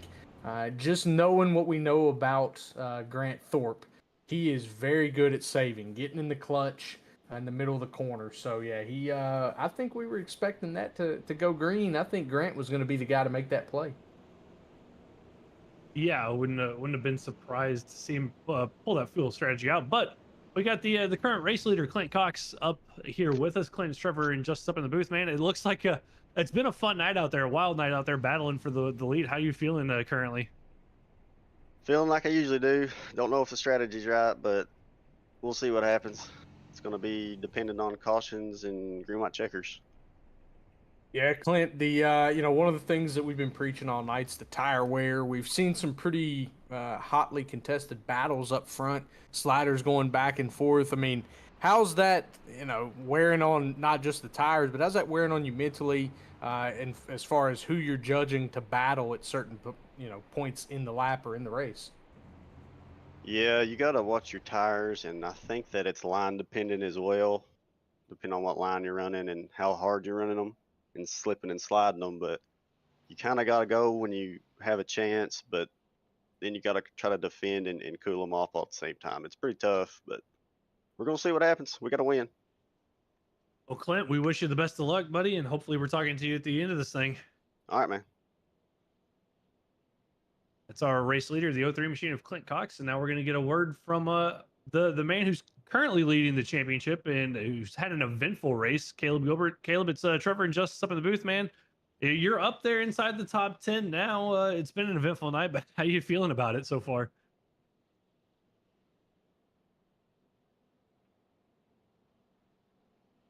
Caleb, it's Trevor and Justice up in the booth. You there, buddy? Oh, thank you guys. Sorry about that. Hey. Take care of some stuff. But yeah, they don't ask how, they ask how many. So it's been an interesting night. I'm gonna be starting on the top here again. Cold tires really got me there good. So I had to make it interesting for everybody, no doubt. I'm feeling okay here. Strategy, that was a caution I didn't want to see because I was gonna save to make it to the end. I saw those guys were pushing, so I was really hoping that wasn't the case. So it's still somewhat on the number here. So I'll be rolling the bottom. I don't know if those guys at pit just took tires. I highly doubt it. Yeah, if I can get a caution with 15 to go, I'm in a good spot. So it's really just not doing what I did earlier. Sometimes you don't get second chances. I did. I don't think I'm going to get a third, so we'll find out. All right, Caleb. Well, we wish you good luck, buddy, and we'll see how the cards play for you at the end of this thing. Yep, wish me luck. It's the 54 machine of Caleb Gilbert. Justice, happy to have that second chance. He's going to start right behind the race leader in the 03 machine, the championship, the two drivers racing for the championship. Going to start nose to tail. Like he said, though, not going to get a third chance. What are you expecting to see here down in turn number 1? I'm expecting more of the same. 19 probably going to run it pretty soft into turn 1. Let the 03 kind of do what he's been doing. He's kind of been burning it up, but I think you just let him do that. I see the 19. Man, that was interesting. There could be some black flags going on there at that launch, Trevor. That is not what you want to see, but yeah, kind of go down in there side by side still. That 03 machine on the high side, probably going to get the big run. I don't know here. Alex debating if he wants to slide. He's going to get up. That's going to clear him as they continue to battle from about fourth on back here, Trevor.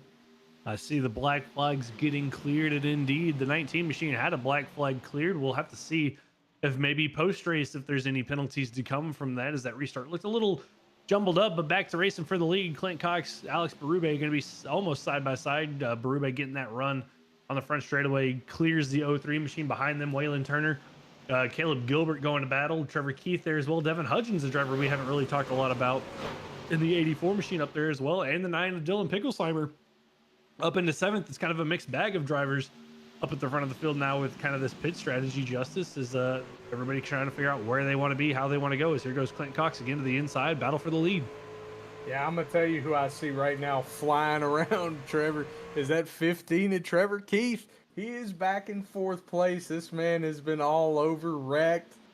We've seen him fall back through the field, and he has heated the battle up for 3rd, but this battle for the lead about as hot as it's gonna get all night. We're going to see it from the hood there, the 15 truck. These boys continue to battle, and Alex continuing to assert dominance on that top lane. He is, at times, just inches off the wall, Trevor, seeing how far he can push it. Yeah, I mean, he's getting every inch out of the racetrack. In iRacing, you pay for it, Justice. You might as well use all of it, and he's getting every inch out of Homestead-Miami Speedway that he can as he looks for that lead position here again through 1 and 2. Just going to have to see if he can get the run off the top on the 03 machine of Clint Cox. The driver I was interested in knowing more about was the 91 of Michael Reed. We saw him up front doing great, battling with everybody. Got kind of loose off the nose of the 03 machine as this battle continues. But Michael Call went down, got some more information on that 91 machine, the extended pit stop he had. Michael, what was the information you got from Michael Reed as he tries to work his way back through this field? Well, I got 2 bits of information here on the 91. The first time down pit road, he had a speeding penalty, so had to be a little extra long there and serve the speeding penalty, I guess. And then for the second time, he was fixing the damage after he got into the back of the 34 machine. So the 91 machine's looking to make his way back to the front. He's got tires, and he's on his way. All right, there you go. A little bit of a speeding penalty, and justice penalties like that take out of contentions to the race up here and go back-to-back wins. And right now, not looking good for the 91 of Michael Reed, who sits back in 10th position, kind of in that gaggle of trucks right there, with John Fike, Tyler Harrison, Dylan Picklesheimer, and Kyle Diaz. It's mistakes like that, Trevor, we've kind of talked about throughout the season, right? Especially on green flag pit stops. It's very easy to make a mistake, and you don't execute, and all of a sudden you're in trouble, right? But what we saw with Michael Reed is you kind of get in a bad spot. The 03 puts you in a bad spot, catches you in the left rear. You go from a top 5 truck to maybe a top 10 truck, and then all of a sudden you make the speeding mistake. Now you're back in the gaggle, back in the backside of top 10 again. That's how you end up in a wreck you don't want to end up in. So got to be very careful about how he maneuvers through this field if he wants to have a chance to win. Has been one of the fastest trucks all night. So very interested to see if he can get his way back up there as he's in this 4-truck battle here. He thought about splitting them 3 wide in the middle. Probably made the safer decision. There's a little bit of contact there into the corner. He's going to split them 3 wide this time between Kevin Orlando and Trevor Keith. I mean, that's one truck I don't know if I'd be that close on the door of, and that's the 27 machine of Kevin Orlando, but gets that job done, slides up in front of the 15 machine of Trevor Keith, and just like that, Michael Reed, 2 for 1 special, exit to turn number 4 down the front straightaway. Now he tries to hunt down the points leader, the 54 machine of Caleb Gilbert, and that's going to be a battle for 4th positions. We get a nice look here at Trevor Keith and what he's dealing with here as he works his way down this back straightaway, chasing after the 27 machine of Kevin Orlando. Yeah, these boys battling hard. I love seeing the onboard shots, especially around Homestead, Trevor's. It can kind of give you an idea of just how evenly you can run through the corners. The progressive banking, right? We don't talk about it a whole lot. I brought it up at the beginning, but it's tracks like here, Chicagoland, Bristol's gone to that now. You get to kind of just use whatever lane you want. You talked about earlier. You got 5 lanes of track, and it really is.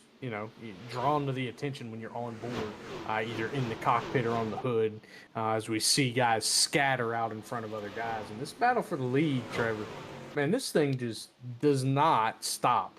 It is lap after lap that these guys continue to just race each other hard, side by side. Now, the other thing you got to give them a lot of credit for is how clean it's been, because it's been all night with these guys. They've had every opportunity to wreck each other, get frustrated, door each other, and they have not. They've been super clean the entire run.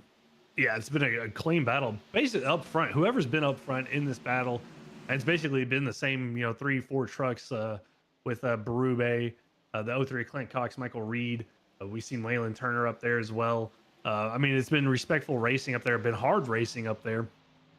And right now, Clint Cox out into the lead. We'll see if he can pull away a little bit.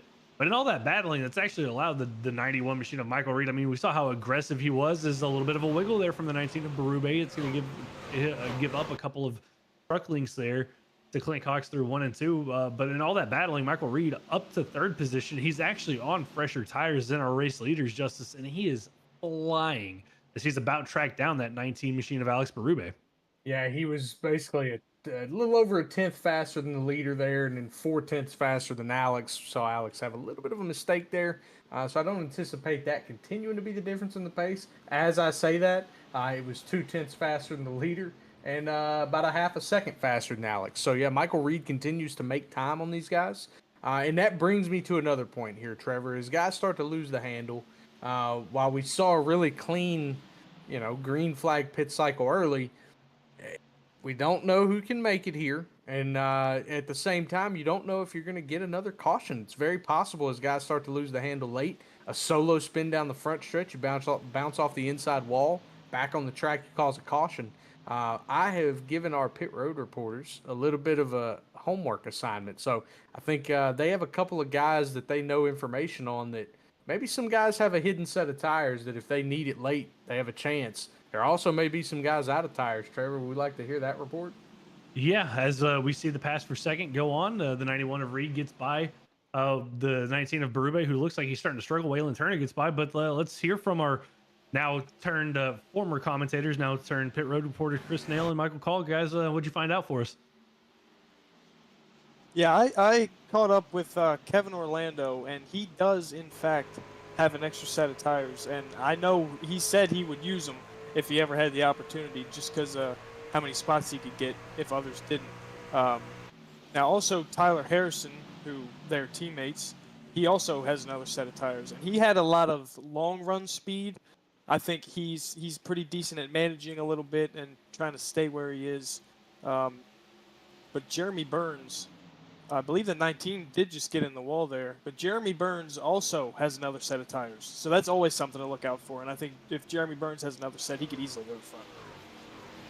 The guy I went and asked the question to was one of the guys I almost spun out in the first lap of the race. Frank Hughes Jr. back up to 4th in the 61 machine. Took tires there early, has about 10 lap fresher tires on the same strategy as Michael Reed. Doesn't seem to think he's got enough speed for these guys up front, but he's up front. He's running 4th. So I'm taking a card on the 61 to see if he can go a little bit longer. Well, Trevor, we kind of have that laid out for us now. It appears that most of the field maybe still has that set of tires.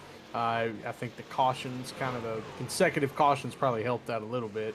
I would have to believe. As you see the 19, he kind of slipped back, Trevor, dragging the wall a couple times. It's got Clint Cox out to the lead here. Caleb Gilbert slipped back to 9th. Seems to be maybe struggling a little bit or saving that fuel that he thinks he needs to. As we heard him say as they were coming to green, that he still thought they were right on the number. Yeah, and I mean, I've been watching Berube the last handful of laps. That truck just does not look comfortable. I think all the contact with the wall finally caught up to that 19 machine. He's been in the wall a couple more times and continues to fall through the field. And looking at our lap times, Michael Reed just has been about 3 to 4 tenths quicker than Clint Cox the last couple of laps. That's going to be a battle for the lead. It's happening pretty much right about now, as it's about a 1 truck length gap between those two as they exit turn number 4. Reed all over the rear deck lid of Clint Cox. Waylon Turner there. Frank Hughes on that same strategy with Reed now up to 3rd position. So that if these two get to battling, maybe we'll see that 61 machine And the 77 of Grant Thorpe close in on this battle. 13 laps to go. Here we go. Down the back straightaway to block a bump and almost a wreck. And these two already had a little bit of contact with one another. And there we go. Michael Reed, a little bit of a swipe up at the 03 machine. But just like that, 91 to the lead. Yeah, these guys have had some run-ins before. I don't know that there's any love lost between the two of them. And Michael Reed showing his displeasure immediately as the 03 probably got really close to causing more of an issue. I mean, heck, they had history earlier in the race as the 03's right front got into the 91's left rear. That's what sent him to the back of the field or middle of the pack there, Trevor, and then he ends up in a wreck. And he is now on an alternate strategy, worked his way back to the front. You wonder, though, did he burn it up too quickly? Because if he did, if the 03 has any tire left, you can see the reverse of that strategy work out, right? If you burned it up enough that, hey, I had a lap or a tire advantage with laps run on them, but all of a sudden now I've burned them up, so I'm going to let these cars that have older tires get back to me. We see it all the time. Yeah, it's going to be interesting to see how it plays out. And will they have to make a pit stop? Last pit stop for Reed, Thorpe, and Frank Hughes, Jackson McGeorge as well, all around on that lap 101 mark, the last caution we had. Everybody else down pit road, lap 91. Well, how will this play out? 11 laps to go here tonight as we look at Caleb Gilbert to see continues just to do everything he needs to do. Just has to finish Justice, I believe, no worse than looking at the points. I think 18th, and 18th currently 2 laps down. So I think Caleb is looking good to get this championship, provided nothing catastrophic happens to him in these last 10 laps. Yeah, and one of those catastrophic things that could happen, we talked with him, is would he run out of gas? I got word from Michael Call, went down and talked to Caleb. Michael Call, how's he looking on gas, buddy? Well, your current championship points leader, back up to 8th, was up as high as 4th on this restart. I went and talked to the crew chief on the 54. A little bit under a lap. Needed to save about a lap. So dropped a couple positions there. Saved about a lap of fuel. Looks to be good in the number, but we don't know. Might be running on fumes here with 9 to go. That, Justice, is a little bit worrying, but I think points gap going to look good for him, especially with your championship rival Clint Cox continuing to give up a couple of positions. Might work out well for the 54 machine of Caleb Gilbert. Yeah, the only way that goes really catastrophically bad is if he were to run out basically with about 2.5 to go. It doesn't appear that that's going to be the case. He, at the very minimum, is going to make it to the white flag. So most likely, Caleb is going to secure this thing, barring a caution here and, ending up in a wreck.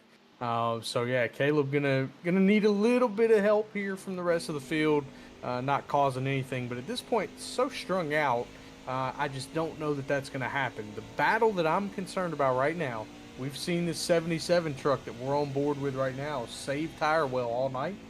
He is 1 second back, and I get word, we can't see it, Trevor, but that cam is up. So we're getting to see that Grant Thorpe lean this week at full speed. At Dover last week, he was kind of off pace with damaged vehicle policy and still was doing the lean. At 1 second back, he's going to need to make up a pretty good amount of time here, about 6 laps, 6.25 laps. But he's been really good at saving that tire all night. I'm interested to see if he can do it.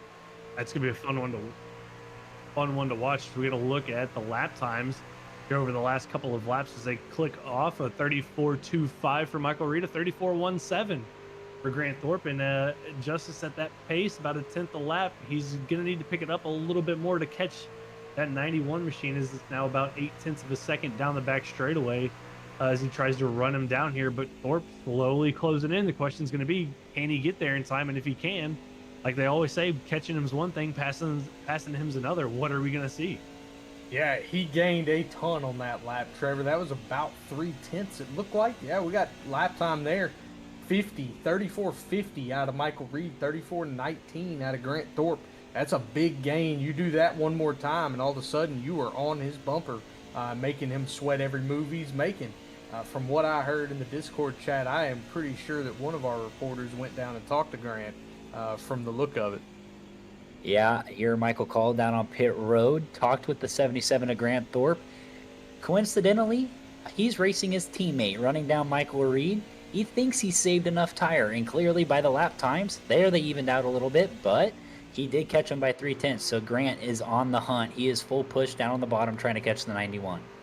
It's going to be a fun battle to watch, Justice. What's been a season of first, the first inaugural season for the Coastal Financial Truck Series. We've seen first-time winners not only in the Truck Series, but in the Racing Revolution family as a whole. We're going to crown our first champion here tonight in about 3 laps. Will we see Grant Thorpe run down his teammate and get his first Coastal Financial Truck Series win here tonight? That's the question yet to be answered as the gap continues to shrink, now down to about 0.4 of a second as they head down into turn number 1. 3 laps to go. And that Dollar General Toyota just is getting closer and closer in the mirror of the 91 machine of Michael Reed. Yeah, I'm going to tell you what, it looks like Grant is just a little better in 1 and 2, although he doesn't gain much there on that lap. Michael Reed appears to be a little better in 3 and 4, so Grant's making up a lot of time on one end of the track. He is starting, however, when you get to about that 3 to 4 tenths mark back from the truck, you start to feel that dirty air a little more than you did at any point leading up to there. So he's going to need probably a little different line, maybe take the middle somewhere, get a little bit of clean air on that nose, see if you can make something happen. So the 91 maybe get a little tight here off of 2, probably trying to hold it off the wall. Grant Thorpe maybe doing a little of the same, but he does close about a 1/10.5 on that exit of turn 2 there. One thing you don't want to do, get tight out of the corners and give up time down these straightaways. Grant Thorpe in the draft, has the draft help, working his way through 3 and 4. Grant a little bit slower, it looks like, on corner entry there. We'll see if he gets a run. White flag in the air. One more time to go for the final time this season. We have the white flag out. It's going to be 0.3 of a truck link battle between Reed, Thorpe as they head through 1 and 2. Justice, here they come. Exit turn number 2. Will Grant get the run here on the corner exit? Yeah, Michael Reed super tight again. Grant knew he had to go for it. We see him do a little bit of the Kevin Orlando at Dover move. And I'm not sure if Grant's camera's on the screen, but Grant knew he gave it his all there. And you probably saw a little bit of the reaction. I saw the little, you got me there. So, yeah, it looks like that 91 truck's going to bring it home tonight in the Coastal Financial 201. Going to get the win in the season finale here at Homestead. Caleb Gilbert, as he's going to cross the line in 8th place, is going to secure that inaugural championship in the Coastal Financial Truck Series. Trevor, what a season out of that 54 truck. Maybe one of the most consistent things I've seen in quite a while. What a season indeed. Michael Reed goes back-to-back to end the season. Dover, Homestead teammate, finishes in second with Grant Thorpe. And then the 03 machine, Clint Cox, is going to round out our top 3 tonight. Championship, though, goes to the 54 machine of Caleb Gilbert. We'll get our thoughts from everybody here shortly. Justice, as Reed brings it around. I don't really want to bring up drama from guys that weren't involved in anything crazy, but the 30 and the 61 got in a little bit of a during match in the 3 and 4 on that final lap, and the 30 went and spun him out on the back straight. Oh, a little bit of beef there, but hey, let's talk to the man who just went back-to-back to end the season. It's Michael Reed. Reed, it's Trevor and Justice up in the booth, man. That was an exciting race all night long with the battling up front. You get a little bit of an issue, have to go to the back of the field, work your way back up through that, and then hold off a late charge from your teammate. But how you feeling after all that, buddy? That feels good. I thought we were done after that pit road speeding penalty, put us 2 laps down, but I just stuck with it, and luckily the cautions fell our way, because if a caution would have come out on that last 34 lap run, we would have been sitting ducks out here. But no, I feel good about it. It looked like you were dominant most of the night, right? You lead 53 laps, go out there. I would have thought from the get that you were there. How much frustration was there when you caught a little bit of the left rearing, I would say, from the 03 truck? Just didn't quite feel like you got a fair shake there. Was there any moment in that time where you thought, man, there's just no way I'm going to be able to get back up there? Yeah. Well, in that run, I was trying to just run the low line, save tires, and they were just not having it. It was bumper cars out there for a while, and we had used up our tires pretty good. Took some pretty good damage on that little hit right there. It's about, I think, 25 seconds worth. So between that and the speeding penalty, I didn't think there was a chance we'd make it back to the front. Well, Michael, you made it. Not only did you make it back through the field, you looked like you had some fun doing it. You get the win. Back-to-back to end the season. I mean, what are your thoughts on as a whole here on the inaugural season, and anything you can learn from this to take into season 2? Yeah, the season's been fun. I think what I learned most was just keep it clean, get the finishes, give what the race will give you. We just had a lot of bad luck, and some of that my doing, some of it not. So just clean it up a little bit, and hopefully I'm can be a factor in the point standings in the coming up season. Hey, we're looking forward to what you can do for us in season 2 when we get there. And congratulations again on the win. But before we let you out of here, the floor is yours for any final shout outs you want to give. Yeah, just shout out to again you guys in the booth. Y'all do a great job. The league does an awesome job hosting this, and all these drivers. It's just been a blast this whole season. All right. Well, thank you, Michael. And we'll see you next season. Thanks, guys. It's your race winner, the 91 of Michael Reed. But now it's time to talk to the man who's done it, who's completed the inaugural season as the champion. It's the 54 machine of Caleb Gilbert. And Caleb, it wasn't necessarily the start to the race you wanted. I know we talked to you already about that, but you get the championship here tonight. You were the most consistent driver over the course of the season. Man, how are you feeling after all of that?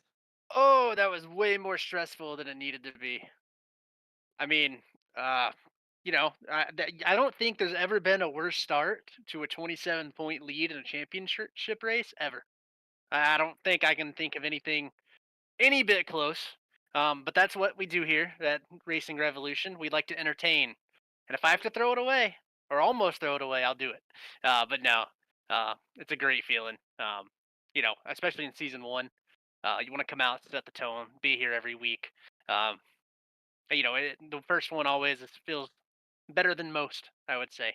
Um, I've been close in the cup side a couple times. Unfortunately, took a little bit of work on Phoenix, so I got a second place trophy, a third place trophy. I had joked that I was going to complete the trifecta and have a fourth place trophy, um, but now I have a first, so um, feels amazing. I'm so proud of everybody that put work into this league. Starting from the admins to my teammates, everybody put in a lot of work. We have big things coming for season 2. I think Nick's going to talk about that here shortly with a couple of things. But it means the world. It's awesome. Um, you know, and I think if you take out Richmond where I wrecked, my worst finish was 8th today, and then I believe Daytona won. So that's a consistent season. Um, and you don't get too many opportunities to have the old school format. So when it's just race after race, that's where I thrive, being consistent. I'm glad to bring it home for this league. We're gonna put you in I believe, from what I maybe have heard a thing or two, we're gonna put you in a playoff format, a little different than what we see in real life. We got a little insider info, but I am gonna let Nick be the one that drops that. But it's gonna be a little bit different. How do you feel about going into that, being the defending champion, and your odds of maybe making a little season 2 repeat like one of your Cup Series teammates? Oh yeah. So I have a little bit of advantage knowing the schedule. Yeah, I think there's a good mix of tracks for everybody. And then having that format, you win a race, second race of the year. The only thing that ever matters is winning a stage, winning a race. Then you get some playoff points for regular season. But those race wins really stack up. Um, so as far as repeating goes, um, same thing from Cup season 2 to season 3. I worked on getting a lot more stage points. I didn't get a lot this year in the truck series, but I had great finishes. That's the only reason it was so close. I just didn't have those stage points. So stage wins, stage points, race wins, a few more. Um, Changes things up, but I'm used to the format. It's going to be a little bit shorter one than what you see on the cup side. So there still is less room for error in comparison to a real long season. So I'm excited for it. I'm just glad that sneak peek Phoenix isn't the final track, even though I did get a Mickey Mouse win there. But I'm glad it's not Phoenix. Uh, I think Phoenix is in the schedule somewhere, but I'm not gonna say anymore. I don't want Nick to come hunt me down.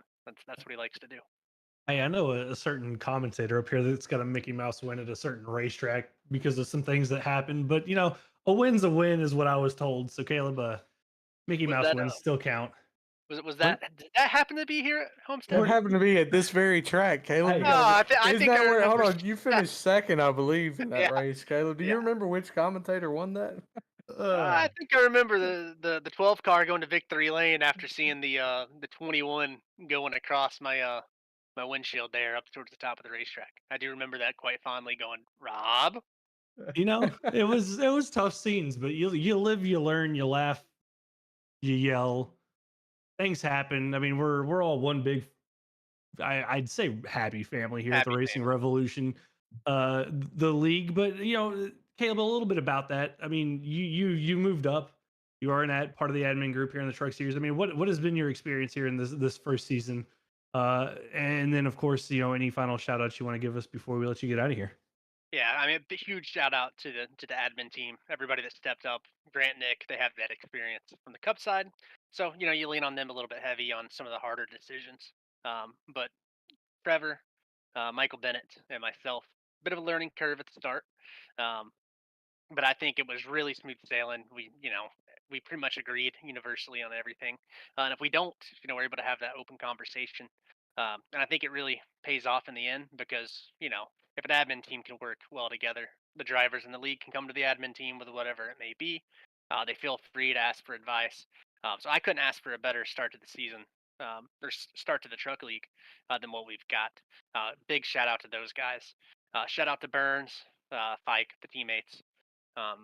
Bike took a big step. Just got to get him a little more consistent on you know, having that long run speed. I think Burns, he's always fantastic. Had a rough night tonight. But shout out to Burns. He just couldn't get any breaks to go his way. His iRacing crashed on the way into qualifying, and that guy's gonna probably put it on pole if he has a chance. But shout out to those guys. Shout out to all our league sponsors, Chapman Environmental, Coastal Financial, of course, in the league, Slurp, all about bugs, every other sponsor that goes into it. Can't thank them enough for being a part of it, and I cannot wait for season 2. Okay, Caleb, again, congratulations on being the inaugural season for the Coastal Financial Racing Revolution Truck Series. Can't wait to see what's around the corner for us in season 2. And buddy, go enjoy it. Yep, I'm gonna go shotgun a beer. Didn't know if I could do that on broadcast. I'll do it. Do it for season 2 if I get approval. We'll see what we can work out for you, buddy. All right, appreciate y'all. That's your champion right there, the 54 machine, Caleb Gilberts. And we're going to get a replay, Justice. You saw it. I didn't see it, but a little bit of post race beef here before we get to our second and third place finisher for the night. Yeah, so I saw what happened where the 30 went and got him after the race. I went back and watched this. There was a little bit of a dooring there in 3 and 4. And that appears to be basically I believe 4th place, 5th place, something like that. And then he tracks this 61 truck down here. And it gets basically down the front straightaway, tracks him down, and it shows a lot of frustration. And then it continues further on, actually in the pit road here. We're going to stay on board, I imagine, as the 61 truck was not the only one frustrated with this 30. As you're going to see another truck go up and give him a little bit of a little love tap, I'd say, maybe a little more. But I think that we've got somebody that can speak on this. I got a message from Michael Call telling me that he got some information as to what was going on here. Yeah, so I was able to get into the radio communications between the 30 and the 61. The 61 was not too thrilled with the way the 30 had raced him a little bit before that last lap incident. Got a run on the 30, and as you saw in the replay, kind of made a dive bomb move. When I went over to the 30 car, he said he didn't appreciate the dive bomb and that he was just running the 61 car hard. So a little bit of disagreement that we see typically here on some truck racing.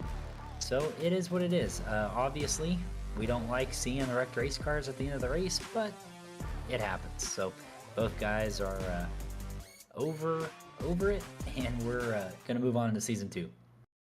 Hey, what a way to end the first season with a little bit of drama. But the man who was all smiles there at the end of the race, trying to chase down his teammate and giving it everything he had, the exit of turn number 2 on the last lap, it's going to be the 77 machine, Grant Thorpe. Grant, Trevor, and Just up in the booth. Man, you gave it everything you had. You almost got to him. But how you feeling about that race as a whole, especially after being kind of half spun on lap 1? Yeah, that was an unfortunate start for sure, but it was fun coming through the field a couple different times. That last run, Cam got tires and hoped it was going to go green the rest of the way. Figured just kind of get off strategy there a little bit. So it was fun driving through the field there. Don't know if I would have had enough without hitting the wall out of 2. It would have been close if I was able to dive bomb into 3 or not, but it was a fun run, fun racing with Michael and everyone up front there. Wish it would have gone green, before that caution. I was trying to save. I think I could have made it. But never know now. It was fun. We sent the pit road reporters down there because the first person that came to mind was who might save from this caution. It was the 77 truck. I don't know that you had enough to get to him, Grant, but anything that you feel like you could have done a little differently in the last, say, 4 or 5 laps is you made up like 4/10 a couple times and then lost a tenth. Anything once the truck was behind him, dirty air, you think you could have manipulated that a little differently? No, I think I could have just gotten through the pack a little better. Whether that had been conserving tires a little better or just being more aggressive and getting into clean air sooner. But once I got behind him, I felt like I was catching him pretty consistently, maybe giving up a little bit here and there, but he was definitely better in 3 and 4 than I was. I was catching him 1 and 2. So that's why I knew I had that chance exiting 2, went for it, didn't quite get it. So it happens. It's a good effort, I guess. Well, Grant, nonetheless, great end of the season. And what are your thoughts about the season as a whole and about the opportunities in season coming up in season number 2? It was good. Super excited with the turnout that we had for season 1 of this. We had a good base. A couple guys from our Cup Series and Racing Revolution came down, helped start it up. Um, so pretty excited to have as many people interested as we did. We found a bunch of good guys during recruit races preseason. So very excited with the roster that we have. Excited going into season 2. Might have to find a few more guys here and there to kind of fill holes that people might have dropped throughout the season. But super excited for next season. Should have the schedule out soon. Don't know if Nick had a chance to talk about that or not yet. But it was a great first season in my opinion. So excited for more. Well, Grant, we can't wait to see it. And before we let you out of here, buddy, the floor is yours for any final shout outs. I just appreciate you guys at Revo. You guys do a great job week in, week out. We appreciate it. And also my teammates, unfortunately couldn't beat them today. But it's good. Have some guys challenging me on the team, both Wednesdays and Mondays. So looking forward to it. Continue Grant, to try to gain a little bit of speed. we're looking forward to it in season 2, buddy, to see what you can do for us. And have a good evening. You do the same. Appreciate it, guys. As that was the 77 machine of Grant Thorpe. Our second place or our third place finisher in second place in the championship, Clint Cox, I do not believe is available for an interview tonight. So, hey, we're just going to go talk to the man who's been kind of the spearhead in the Coastal Financial Racing Revolution Truck Series for season 1. The man that's also provided the sponsorship, the title sponsor for season 1. It's going to be the driver of the number 24 machine, Nick Alves. Nick, Trevor, and Justice up in the booth. I know you didn't quite get the finish you wanted to here tonight. Kind of a tough race for you, but season 1 over and done with. A quick 12 race or 10 race season for season 1. How are you feeling after these 10 weeks that we just went through? Well, first off, thank you boys from Revo for helping us out for the inaugural season here. So I know Trevor, yourself, Justice, and Rob, you guys did a fantastic job. And then today bringing in Michael and Chris, which by the way, I was listening in on it when when I was out of the race, and they both did a stand-up job as well. So thanks to you guys for stepping in here for season 1. But all in all, I think this quick first 10 race season here was a great.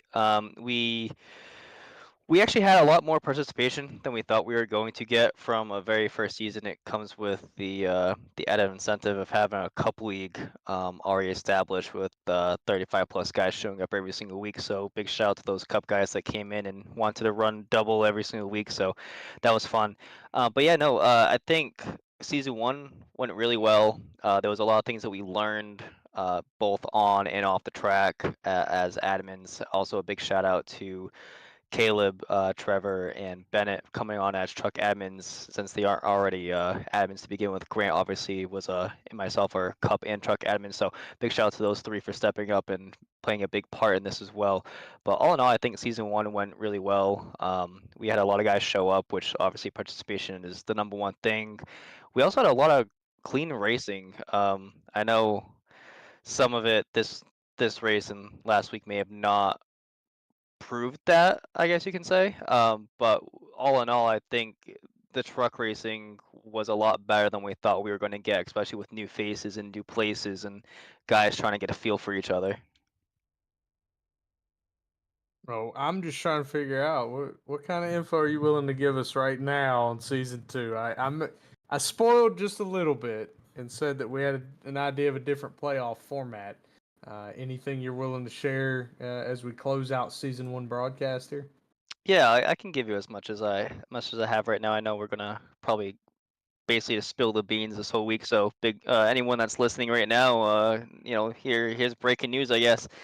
So season 2, we're gonna have a whole month off. Basically, we're gonna restart up on July 15th, basically a month away. So season 2 is gonna be 20 races through 23 weeks. So that means we're gonna have 3 off weeks. And what we're gonna be doing a little bit differently from Cup, I guess you can say, is we're gonna have a 5 week playoff. Um, and with this, oh, I'm sorry, actually I said that wrong. Actually, it's not gonna be 5 weeks. It's actually gonna be longer than that. So forget about the weeks for playoffs. So our championship race, I can confirm, is gonna be different. It's not gonna be a championship race. It's gonna be a championship races. So there's gonna be 2. We're trying something different to see how things would shape up. So there will be a final 4.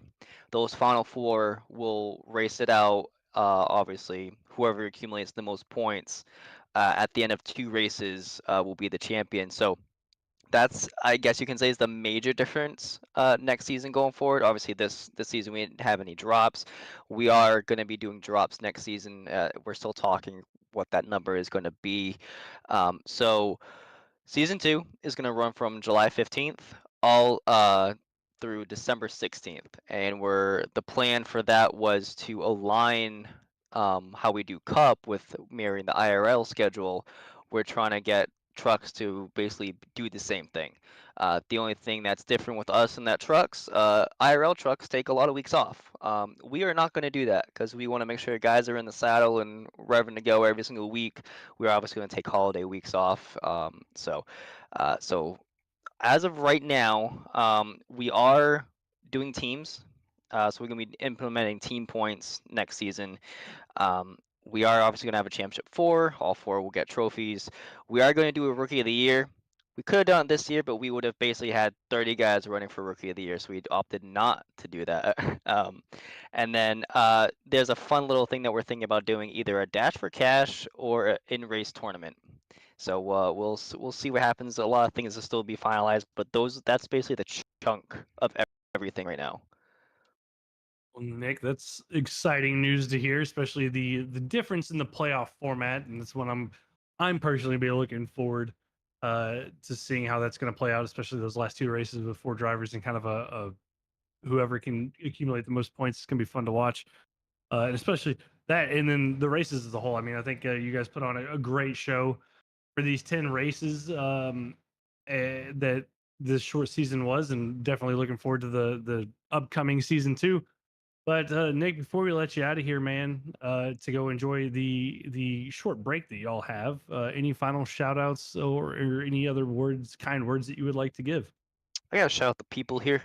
We can't do any of this that we do, like you guys obviously know. We can't do anything without the participation and guys showing up week in and week out. So big shout out to all the guys that came in to the truck league and participated. Even if you were only 1 race, we appreciate you coming in and driving. Obviously, big shout out to you guys as well at Revo Racing Network. We appreciate everything that you guys do, and obviously renewing our contract per se for season 2. So can't wait to see what you guys do together with us. Also, I see you guys are growing with adding 2 new guys here, so that's exciting for you guys to grow and prosper as we are too. Also, Coastal Financial will come back as the title sponsor for the truck series. Slurp Sodas also has signed on to do season 2 as well. We are going to be looking at some other added sponsors, so we'll see what's going on with there. But then, last but not least, the truck admins: Caleb, Trevor, Grant, and Bennett. Caleb, congrats on the title for season 1. Season 2 will be a lot harder for you, so good luck. But all 4 of them really stepped up, helped out a great lot with everything, especially the 3 guys being brand new admins. They just jumped in head first, and they wanted to basically do everything that they could to make sure that this league ran smoothly. So I can't can't say enough about those guys and how much they meant to this series. So, well, I can't wait for season 2 and so on and so on with even maybe season 3, 4, 5, 6, 7. Who knows? Can't wait to see how many seasons we're going to get out of you guys. Nick, congratulations on the successful first season, and we look forward to seeing you again in season 2. Thanks, guys. That's the man behind the scenes, kind of helping everything run smoothly here for the Coast Financial Racing Revolution Truck Series for season number 1. We do have our third place finisher and the second place finisher in the championship, the 03 machine of Clint Cox. Clint, it was a heck of a season. You started it off with a win at Daytona, and it was kind of a mixed bag of results throughout the rest of the season, with kind of some strategy calls throughout. I kind of saw you taken out of contention to win some races. But how are you feeling after everything in season 1 as a whole? Man, it was really fun. This is the best league I've been in, and I've been in a bunch of them. Been kicked out of a few, been left a few, but this one is one of the best ones I've been in. So I'm gonna come back. But yeah, I had a lot of up and downs. I was about as consistent as Bubba Wallace all season, but I was just I don't run a lot of these long races, so I've ran a ton of races, but I don't know. I make the wrong calls all the time, and we get back in traffic and wreck, or just make the wrong call, or just completely miss the entire strategy for some reason. I don't know. But it was really fun. Wish we wouldn't have missed the Watkins Glen race. I was looking forward to that, but I don't run road courses at all. But I was still looking forward to it. So wish we could have ran that and been a little tighter in points. But congrats to Caleb and Jeremy on first and third. It was really fun, and a lot of good guys in here.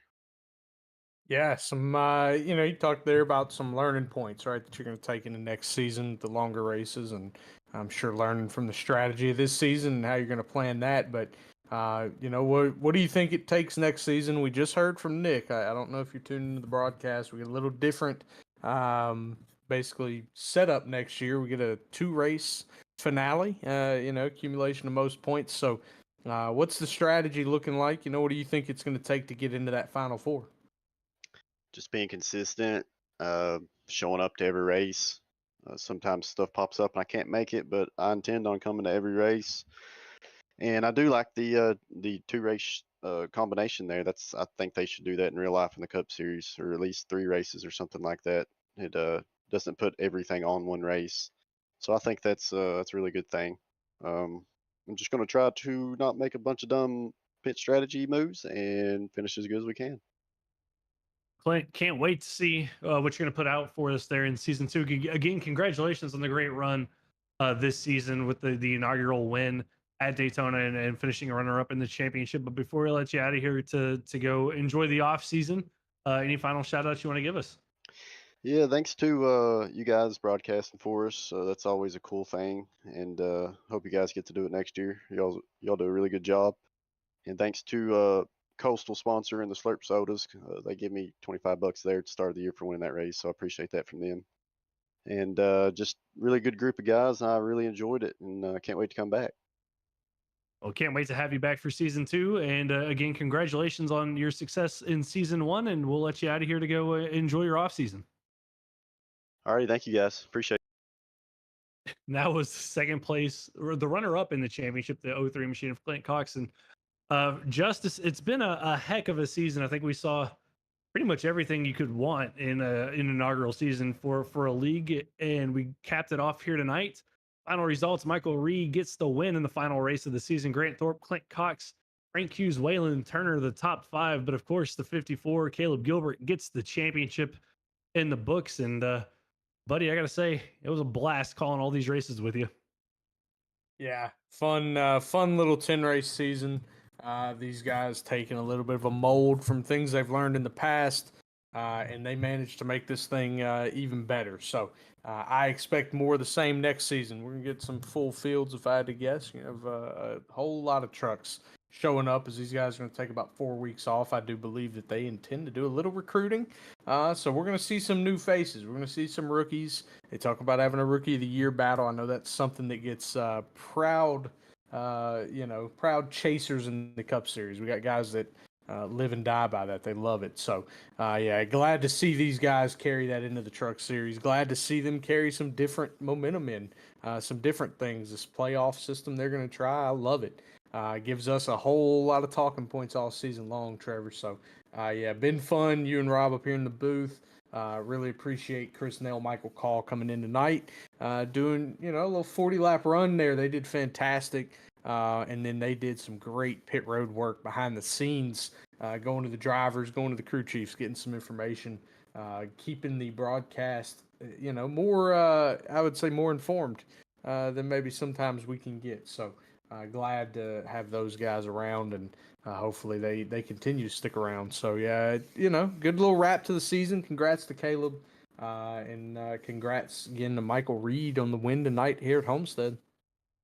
Yeah, it's been a great season, and a huge shout out to Chris Nail, Michael Call. We kind of just threw them into the fire tonight. Their first on air live broadcast in that little 40-lap run that they got a call, and they did a fantastic job. And then of course providing not only us but everybody back at home with the great race information from pit road there. So huge shout out to those two. Huge shout out to Rob. As always, Rob Rader running the production for all the lovely camera angles and camera work that he does here on the Revo Racing Network, and of course my co-compatriot up here in the booth, the man I race so hatefully on Wednesday nights, and I will continue to race that way on Wednesday nights. I appreciate the work you do with me up here on Mondays, though. Can't wait to be back for season 2. But for the final time for season 1, that's going to be it for us here on the Revo Racing Network. Congratulations to Caleb Gilbert for getting his championship. We'll be back July 15th, season 2. Don't forget it. We'll post it on social medias, but you don't want to miss that one, as we'll be back. If you miss us, though, and miss any racing action, hey, go over to our YouTube page, like it, subscribe it, check out some of the post or the pre-races for the truck series. Or if you wanted some short track action, check out the TTR short track series that we did on Thursday nights. They had some great racing over there in those street stock cars. But for us, myself, Trevor Earhart, Justice Murphy, Chris Nail, Michael Call, Rob Rader, that's going to be us. That's going to be it for us here tonight. We will see you July 15th, season 2.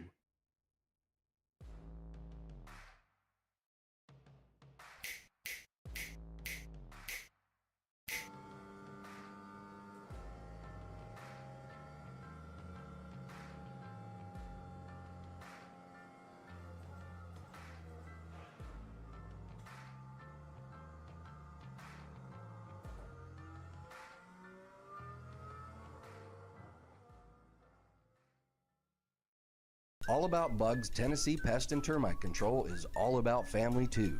Our family-owned business has successfully been in operation in Sevierville and surrounding areas for almost a decade. Especially during these times, a pest-free home is necessary for a sustainable, disease-free home or business. Our services include residential, rental, commercial, hotel, motel, cabins, you name it.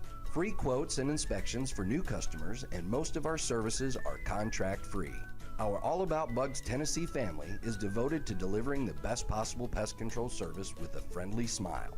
Contact us at 865-453-5574 today. If it's bugging you, you should be bugging us.